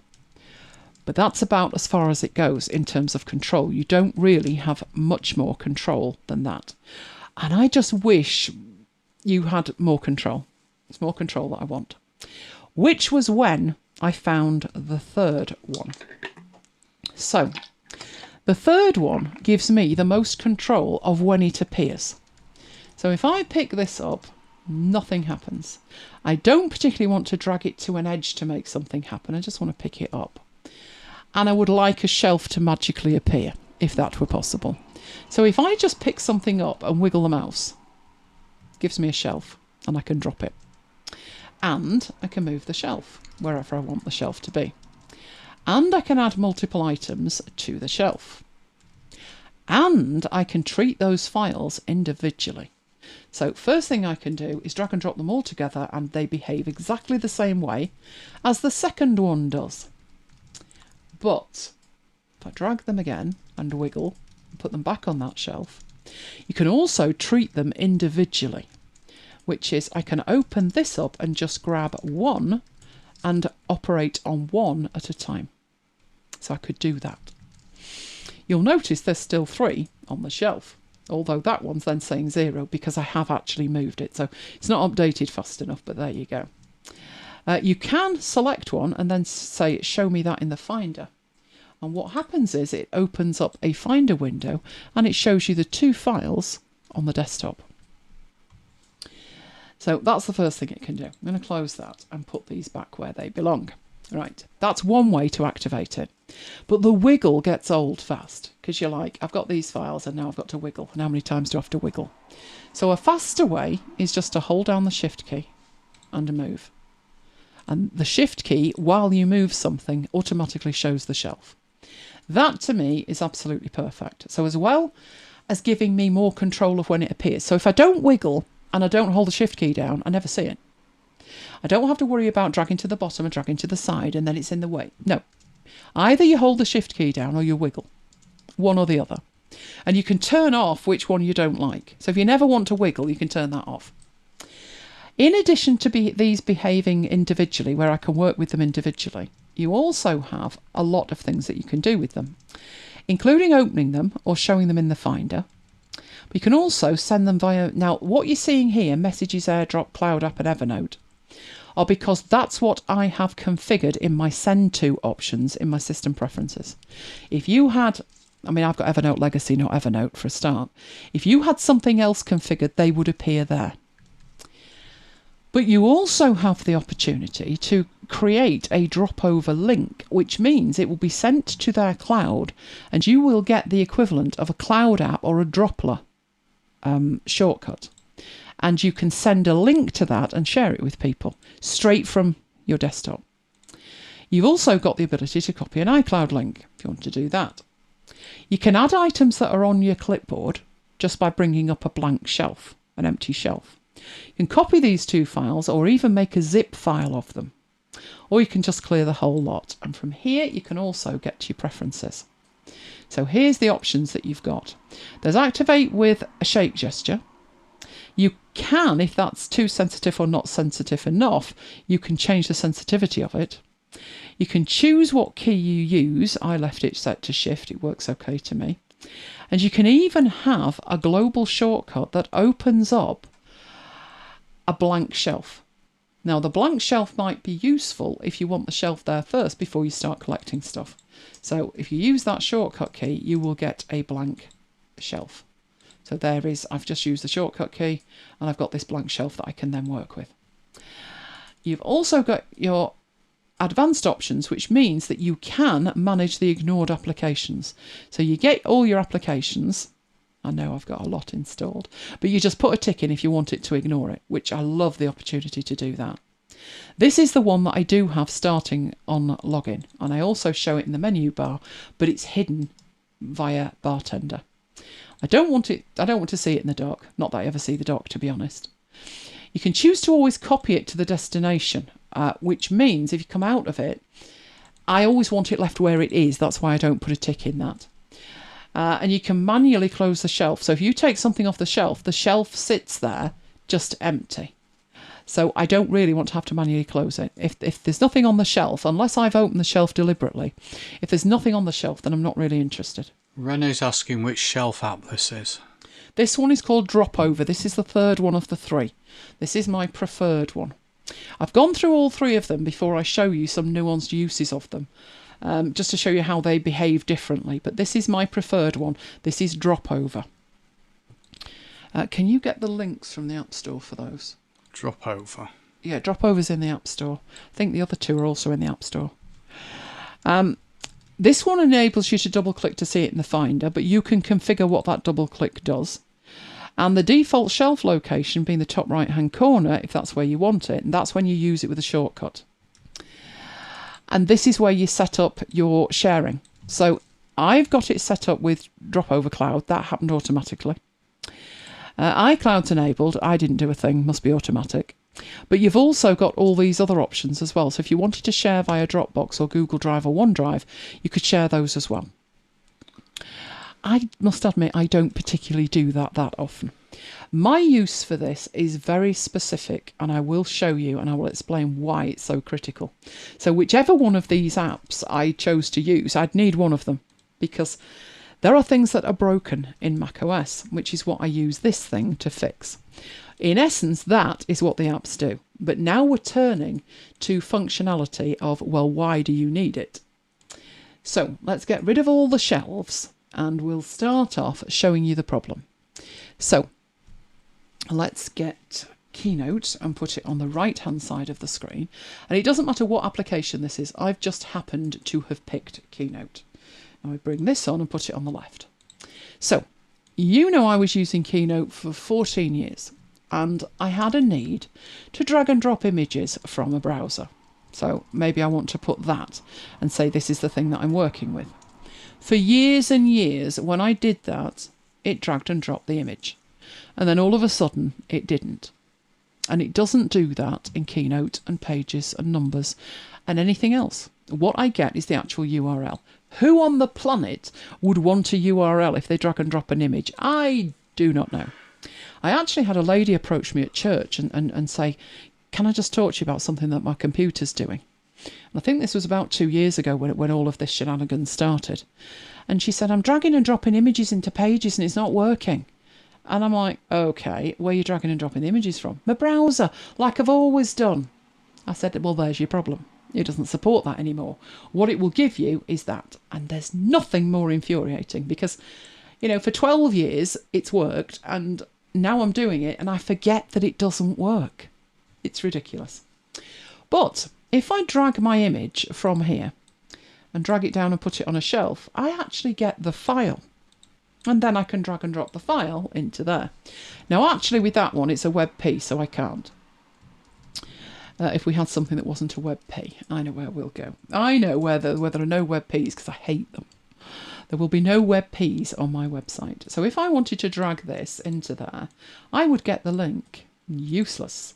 But if I drag that down there and then I drag it in there, then I get the graphic. So it's one more step on the journey to get the graphic into my application. But I have no other alternative apart from drag and drop the image out of there and then put it on the desktop. Then move all the windows and then drag and drop the avatar down. Mouse is poorly. What are you doing? There we go. And drag that in, which means I've got to be able to see the desktop. So in a way, I'm using this to obviate the need to touch the desktop. It's going to pop up in here at the bottom. Or, if I drag that and drag it over to where Yoink is, it will put the image on Yoink, and then I can drag and drop that in. Like that. So, this is my primary use of this, because I do that all of the time.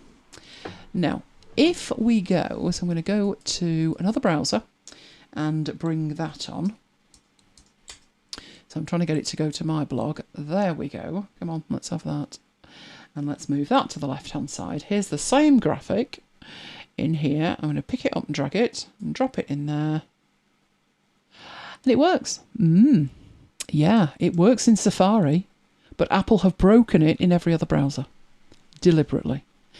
It was a complaint from Google that people were stealing the images and they wanted Apple to make it more difficult, but Apple decided to only make it more difficult in other people's browsers and not Safari. But I don't want to use Safari. So for that reason, I need a workaround. I can't work like that. And I can't work with Safari. It doesn't support the extensions that I need. So that's why I use it. Now, I'll just show you that it does work in that one once it's a graphic format that we can support. So all of them work exactly the same way. But this pop-up business is getting in the way for me. So what I've taken to doing is just using this one where you hold the shift key down and then going to collect whatever images that I need. Can I get that one from up there as well? There we go. Put multiple ones on there and then I can put this wherever I need. So if I'm actually trying to drag it in down here somewhere, Yoink's in the way. These shelves could be in the way at the bottom, but this one enables me to put the shelf wherever I want. And it's not uncommon for me to have 2 or 3 of these in different places to be able to do that. That is the number one reason that I do that, because Apple broke it. Apple drive me insane at times, they do. And then I can just drag and drop them in there and it will actually put in multiple files if I've got them in there. Let's move that one, there they go. And that is much faster for me. I can also leave that shelf on the screen, just not the main screen, and drag and drop it from another screen as well. Right, have we got any questions about any of that? Don't see any. I see chat moving, but I don't think. No questions. No questions on that. Right, okay then. So those are the 3 apps that are available. So I will show them to you in the App Store. Yoink is the oldest one. So let's go to Yoink. That one has been around for a long time. There is an iOS version of Yoink, but it doesn't synchronise, or it didn't the last time I checked, with the desktop one. It syncs with other iPads. It does not sync with the desktop one. Maybe one day it will. The next one was a drop shelf, which is from the people at Pilot Moon. And Pilot Moon make PopClip and the other ones. This one's been around a while, but you can see it's not really been updated for the last 3 years. I'm sure they would update it if it needed it, but they're certainly not adding that much to it. So it's a good app. It's not updated all the time. It does the job it does, and that's that. But my personal favourite at the moment is Dropover, which is this one here. Can you get the price for Dropover? I've got a feeling it was $3.99. Well, so somebody put that in the chat. Yeah. It's very inexpensive for what it does. I did have to buy it to test it, obviously. And it was relatively new. But as you can see, it was updated 4 days ago. So this one is in completely active development, and it already does a lot more than the other ones do in terms of saving to the cloud and stuff like that.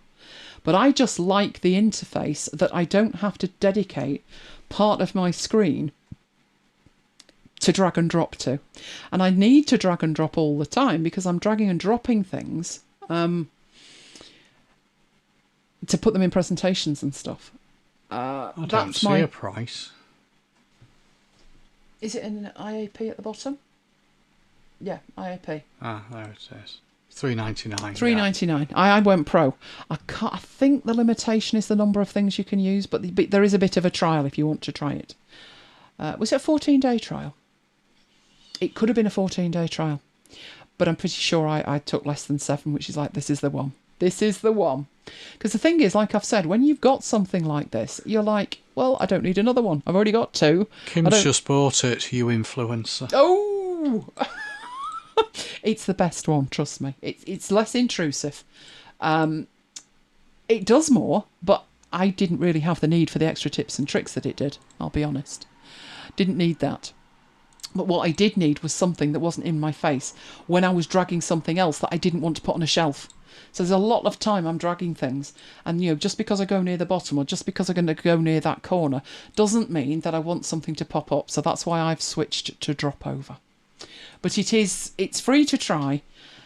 It's inexpensive anyway. So I decided that I would treat myself, and off I went. But it infuriates me that Apple are treating one browser different than another, and the one that they are in effect, because this used to work. The one that they're giving preferential treatment to is their own. It still works in Safari, but that's no good to me. No good at all.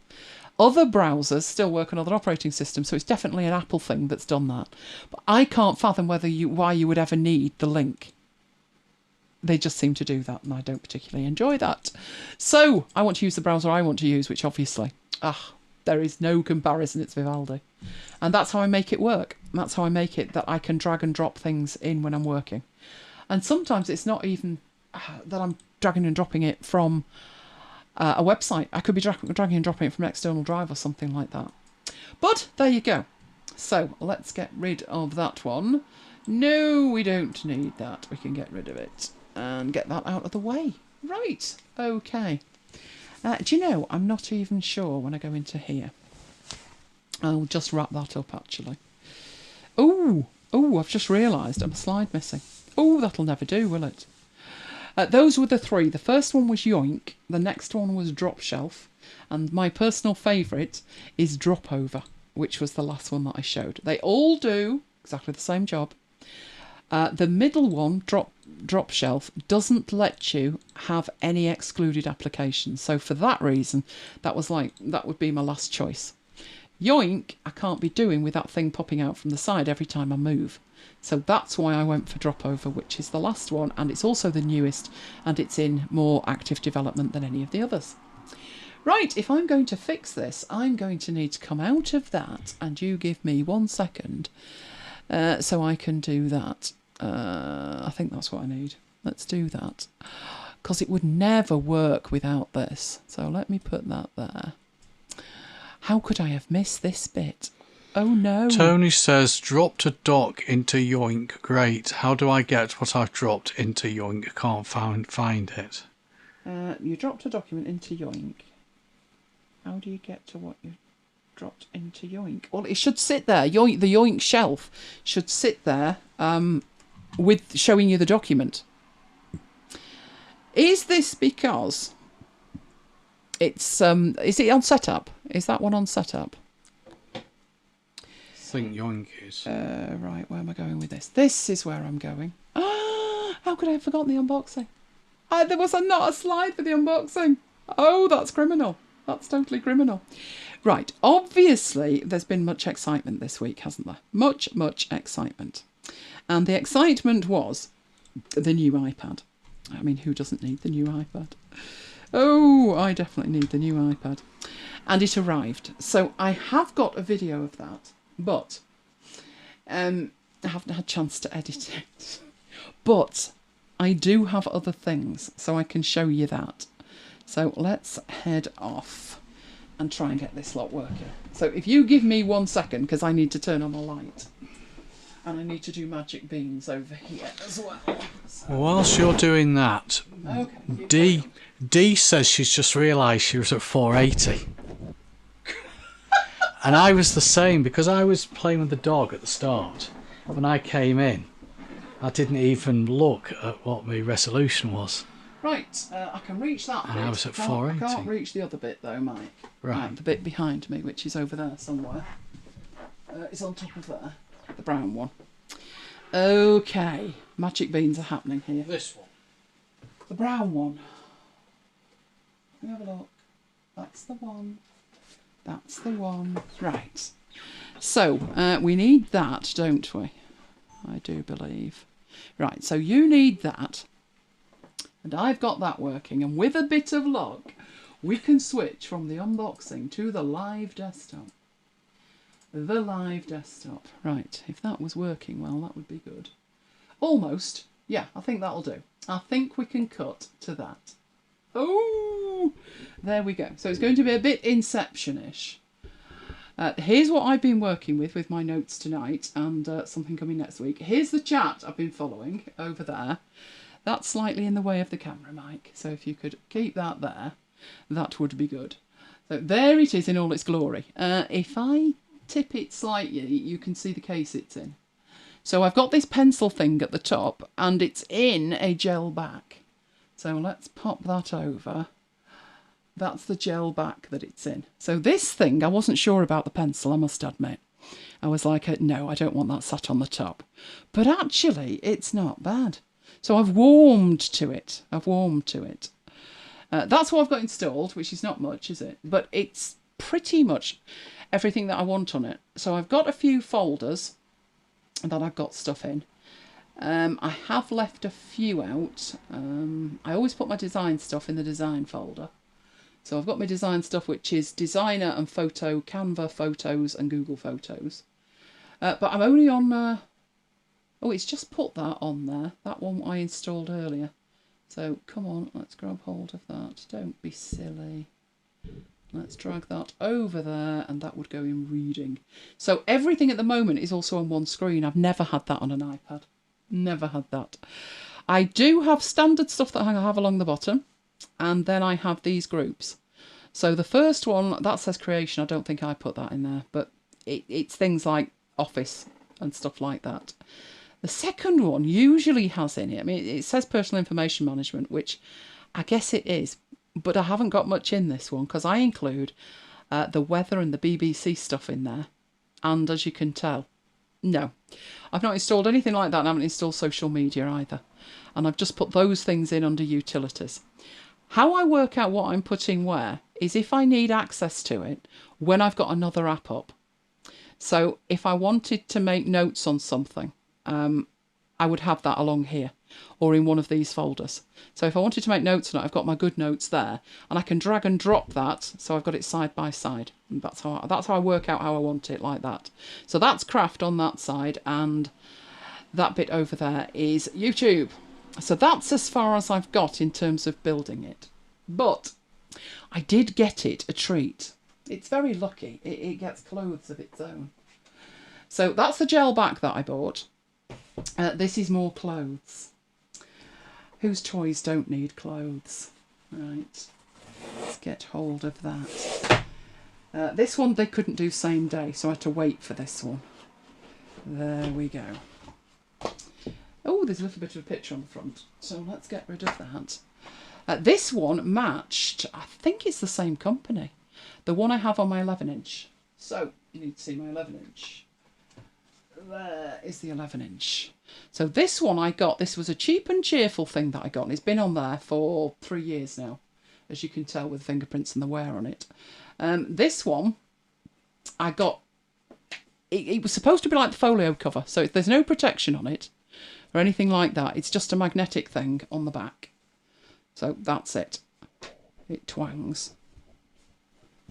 And I thought that one has been good. It could stand up. So what I want is something similar to that.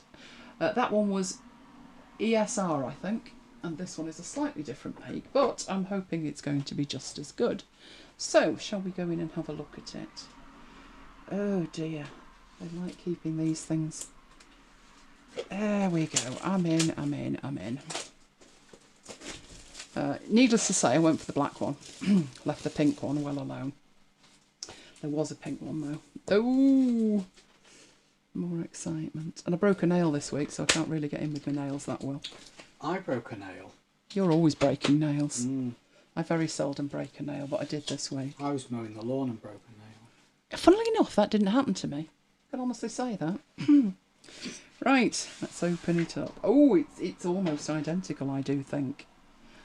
So lines are wider on the front, but other than that, that is pretty identical. Which one is it going to be in most of the time? I'm not sure. I'm honestly not sure. I used to, well, you remember when we used to leave the house? That one was quite handy for when it left the house, because it's got the front cover on it as well. So I honestly don't know. Obviously it's got the huge, huge hole there for the camera. It's almighty, that. So it may go in there. I don't know. Depends. That one's also quite handy when you're lounging in bed with it. But the other one's quite nice, because I always, on the big ones, have a gel back on it. But this time I've gone both ways. So it has a gel back, and it has one of these that I will put it into, and we'll see how it looks. But that's one thing that it got. When your tech needs tech of its own, hey? Right, other thing, where did I put that? Oh, it's under my keyboard.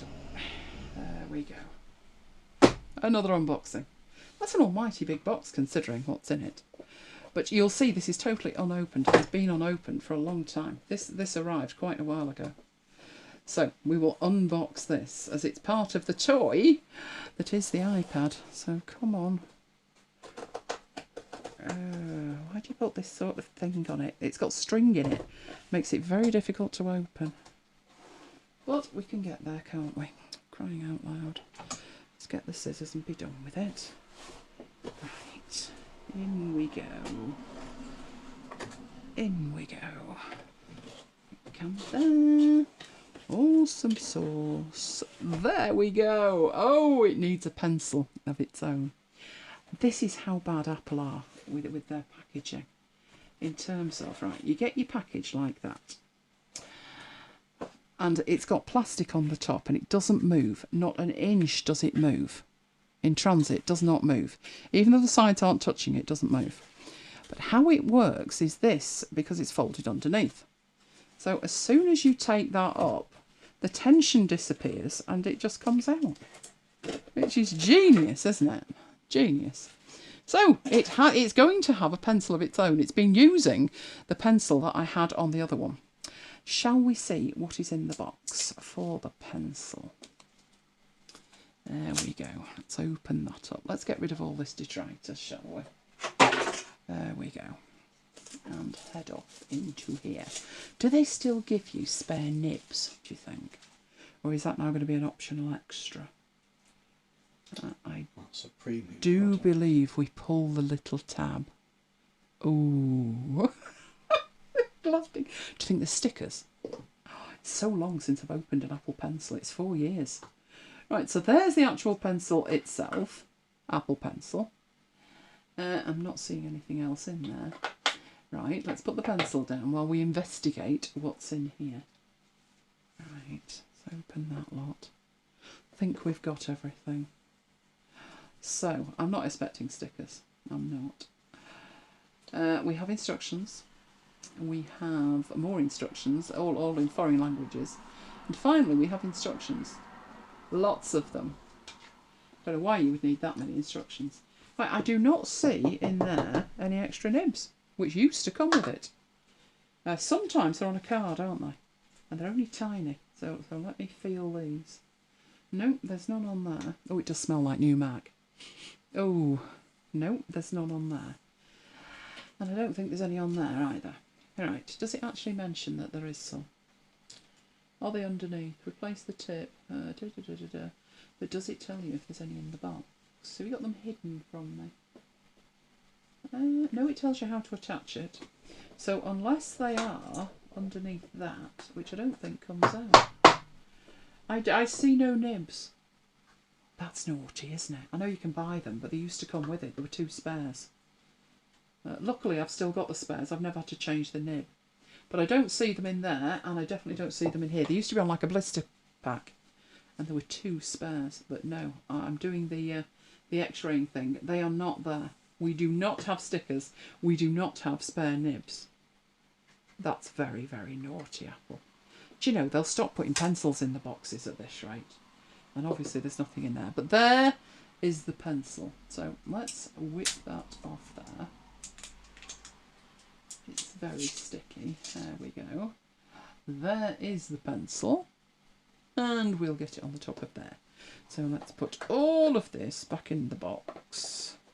That's been sat there for nearly 6-7 weeks. Which was what Tony said. The pencil arrived. And you think to yourself, I'm thrilled. I'm utterly thrilled. Right, so device with pencil. So you have to pop that out. This was the one off the 11-inch. I just used that because it was to hand. So let's get rid of that from there.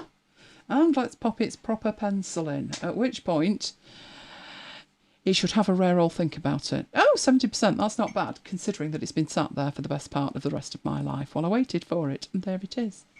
So, shall we see if it works now? You have to attach it for it to know that you want it to work with that. And I will head off into there and get a totally new note. So here we are, new note. And we're drawing away. Oh yes, it's absolutely fine. Have we got that turned on? I haven't, have I? There we go. Yay! Excellent. So it's working, which is grand. So those were the 2 items that I got for it. Well, 3 if you count this case, which is the gel case. So what haven't I installed that I need to? Tell me what you think I should install. I think I've got all the things that I need to install, but let me know. So I shall head out of that now and get back to where we were. So let's do that. And where are we with that? Okay. So, do you enjoy that? Let me know. What do we have coming up? Why is nothing moving? There we go. We got lots coming up. We have got same time, same place next week for more after hours fun. All the stuff I couldn't fit in this week. And trust me, there was quite a lot of that. That's better. Off it goes. Now it's turned itself on again. And I'm trying to turn it off. Have a think about it. No, it's not having a think about it. Right, also available on demand. So, all of that is at youtube.com/ElaineGiles. We have a playlist. This is just for the after hours and it goes all the way back to the start, which was November 2018. You will find them all there at macbites.co.uk/after hours playlist. We are still marooned at MacBites headquarters, and with the R rate skyrocketing, looks like we could be for a while yet. You can get that on demand. I am a little bit behind, but I will catch up, I promise. That is a QR code. Point your device at that, and it should take you to it. And of course, if it's in Vivaldi, Vivaldi will find it as well, as we looked at today. And all of that fun and games is on MacBites FM. We love you guys. If you love us, can you give us a like? It really makes a difference with YouTube. And if you want to follow along with the progress of MacBites the book, I'm probably going to do that more in my VIP list.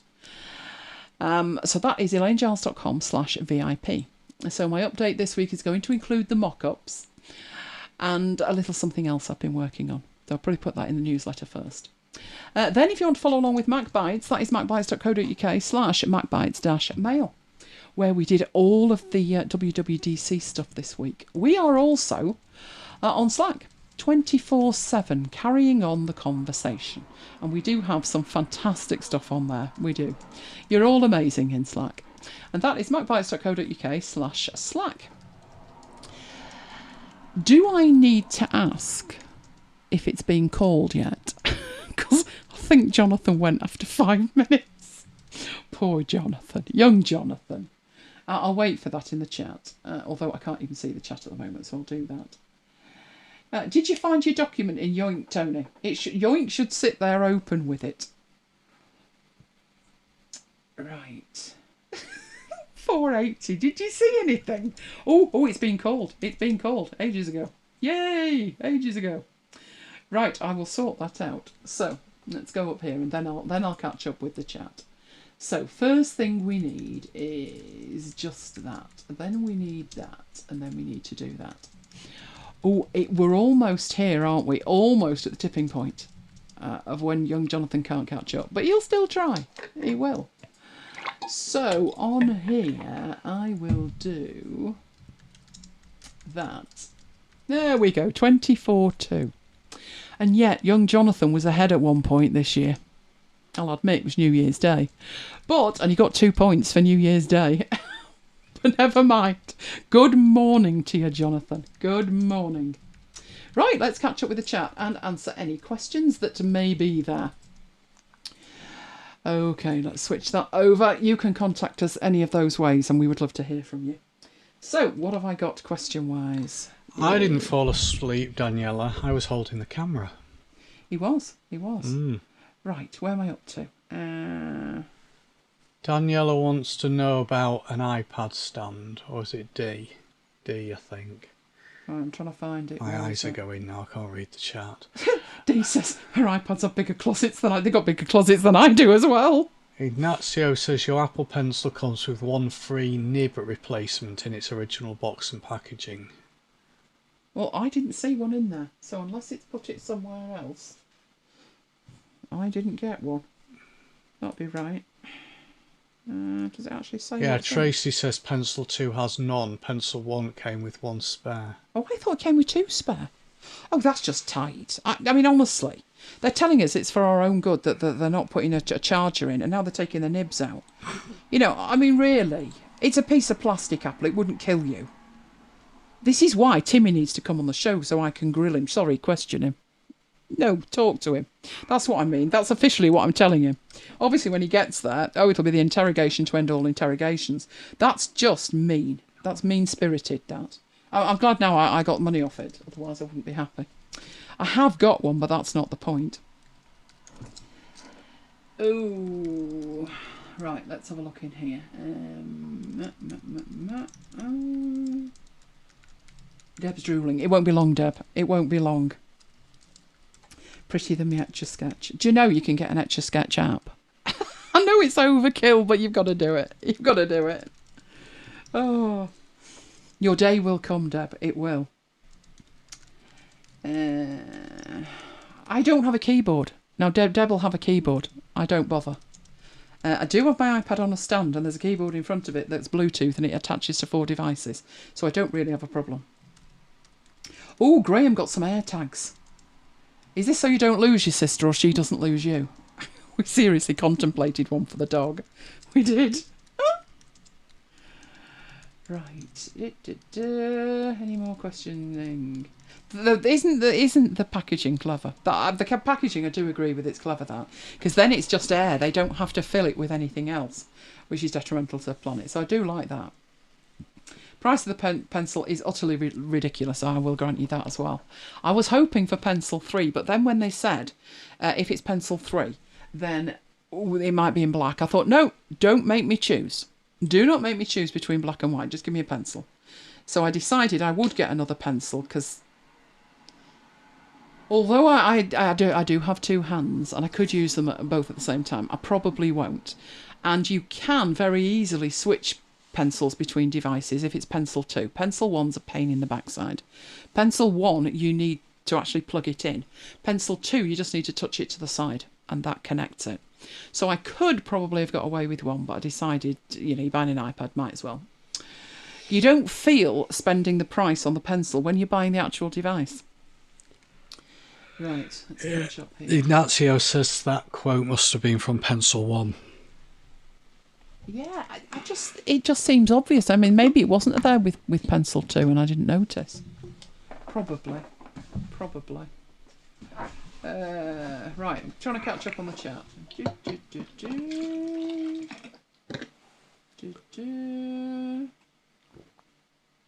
Kim got 2 spares with a pencil from January. Is that Pencil 1? Because that sounds likely. And they're on like a little card, like a little blister pack thing. They could just as easily have put that there. Oh, it was your Pencil 1. There we go. Oh, Tracy's only came with 1. What are Apple playing at? Alright, tell you about the iPad stand. Is that the stand that I've got this on? Is that the one we're talking about? It's a Lamicall A1 stand, this one, that happens to be black. I've got others, but this one happens to be black. So let's switch to that and show you. So the idea with this one is I can use it for the phone or I can use it for the iPad. And it's on like a ratchet, so you can change how you tip it all the way back. Now I know that looks ludicrous. That looks totally ludicrous, doesn't it? But that is how I use it for my phone when I'm using my phone as a secondary microphone. So then it tips correctly. If that was on a stand like that, it wouldn't be right in terms of where it's tipped. So I have that like that. But when it's used for an iPad, and it does work for both, then I'd probably tip it down a bit. There's the black one, and there is a silver one somewhere. I have no idea where I put the silver one, but the other one I have is this one, which is exactly the same principle. This is a Lamicall S stand. So they've all got the hole at the back that you can put the cable through. This one is just wider for an iPad. But either way, there we go. So it'll hold that in the case. Oh look, I'm a little bit behind there. It's Inceptionist, isn't it? But it will also tip if you want it to tip. And that one, when you tip it, it's got like a ratchet in it, and you can do it like one notch at a time. But either of those work with any of the iPads or the phone. So that's how I have it. This just happened to be, the black one was just the one that happened to be there. I've no idea where I put the silver one, but they're twins. One's silver and one's black, and I've no idea where I put the silver one. But that is the stand. So hopefully that helps. A Lamicall A1 stand, and if that one isn't available, this one still is, and this is an S stand from Lamicall.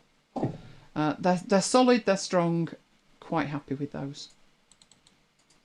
I've probably got about another 20, but those are the 2 that I use all the time. Okay, right, surely there'll be a Pencil 3 soon. There might be, just, you know, to boost sales.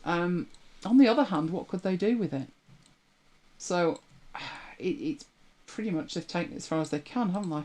And, you know, people are still buying it. You haven't thrown it away, you'll find it in the paper sleeve. It's not in there. It's definitely not in there. No, he was referring to, that was referring to 1. Okay. Pencil 1. Right, Tony says thank you. You're very, very welcome. Let's catch up. You called it before the unboxing. Oh, poor Jonathan. Poor Jonathan. Right, is this the stand that... Yeah, that's the stand we're talking about, is it? Okay. Ooh, Deb heard someone refer to him as Crooked Timmy. Oh, who was that? It wasn't me. I didn't say that. I just said, you know... You need to take courage in both hands, Timmy, and come on the show. Face it. Face it. Night, Sarah. Oh, cheap at $3.99. I need to try harder, clearly. 2 nibs at AliExpress, €2. How much are they at... let's get this out. How much are they at Amazon? Probably an arm and a leg, aren't they? Which is criminal. Let's have a look. Let's do the Amazon thing. Apple Pencil nibs. Luckily, I've got 2 Apple... Oh, they come in a pack of 4 for $17.99. Or you can get 2 for $9.98. Or you can... What are these? Silicone nib covers. Ooh. Yellow, pink, white, grey and matcha green. Not mocha, matcha green. £2.99. I'm assuming that that is each. There's compatible nibs for £10.99 for 4. Or 3 for £9.59. And then there's 24 pieces of silicone nibs. Oh, this is fantastic, this. Let's have a look. Let's do this thing. That looks interesting, doesn't it? Do you actually use them with these things on? Noiseless drawing. But how well does it work? Does it not drag? Have a look at these. I might have to get some of those. Anybody tried them? Oh, I could have this tomorrow. Mind you, it's after midnight, so that's Sunday. It doesn't mean Saturday. How annoying. Let's have a look what else we've got. These are all their money, aren't they? Would anybody go for a replacement one, or would you stick with the Apple ones? Because, you know, if you say there's something wrong with the pencil, they're going to tell you that it's the nib thing. Oh, 8 pieces of silicone, but they're actually white. Oh, and here's some more. Oh, you know, it is going to have a wardrobe way better than mine, isn't it? Got all the colours here. And some of these you might actually be able to get today. Is that one 3? No, how many's in that one? 20 pack for £12.99. Definitely, this is spending money, isn't it? Look how many are in this one. Oh, dear me. Hello, little bear. Hello. Honey bed. Can you just shift that box for her so she can get in? Mummy's naughty. Mummy threw a box down there and she didn't mean to. You weren't there at the time though, Lola. Oh, yes. And now, isn't this cover we talked about today? Are you chuddering as well? Okay, Lola. I think it is, isn't it? Is that the case? Oh, you're too cute, Lola. 6 pieces of silicone cover. Oh, that's not bad then for £10, is it? And I can have that by 7 o'clock tonight. Lola, should I buy those or should I buy biscuits? What do you think? Shall we work it out? Oh, I need to sort that out, don't I? I'll stop tempting you all. It's very naughty of me. Oh, right. I'm trying to catch up here. If I've missed any questions, Mike will shout them out, won't you?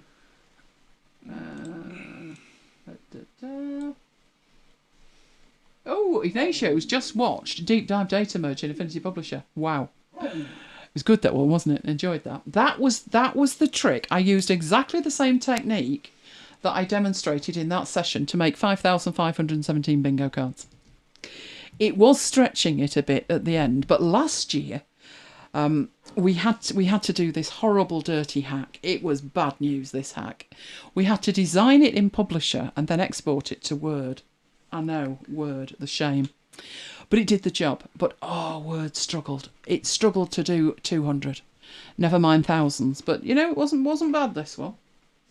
Is there any water in there? Because if there is, I can't see it. Which means I can't get to it. If I can't get to it, I can't pour it. Oh, there is. Excellent. Right, so I'm going to carry on here with the chat. Right, come on. $22 US. I think I got it when it was on sale. And I think it was probably around 8 to 9, something like that. I do remember there was one that was about 15. That's me pouring out some water. That's not Lola this time. Okay, let's carry on with the chat. They'll do what they always do to sell the styluses when they have no unique ideas, increase the pressure levels. Oh, that's the point. Yeah. Or they could just change the style of it. Catching up. Good night, Carol. Okay.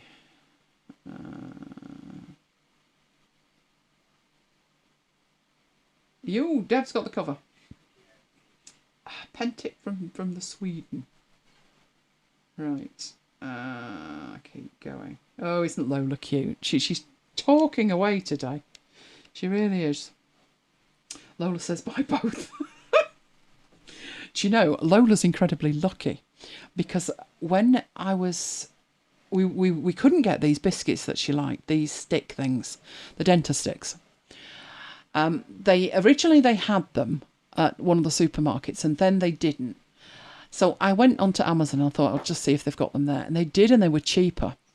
And if you put them on subscribe and save, or something like that, I think it's called. When you put them on subscribe and save, you save money. But also, she got a box that had like 7 other boxes in. So when they rolled up and little eyes fell on this box, it was massive. So we opened it up and there was all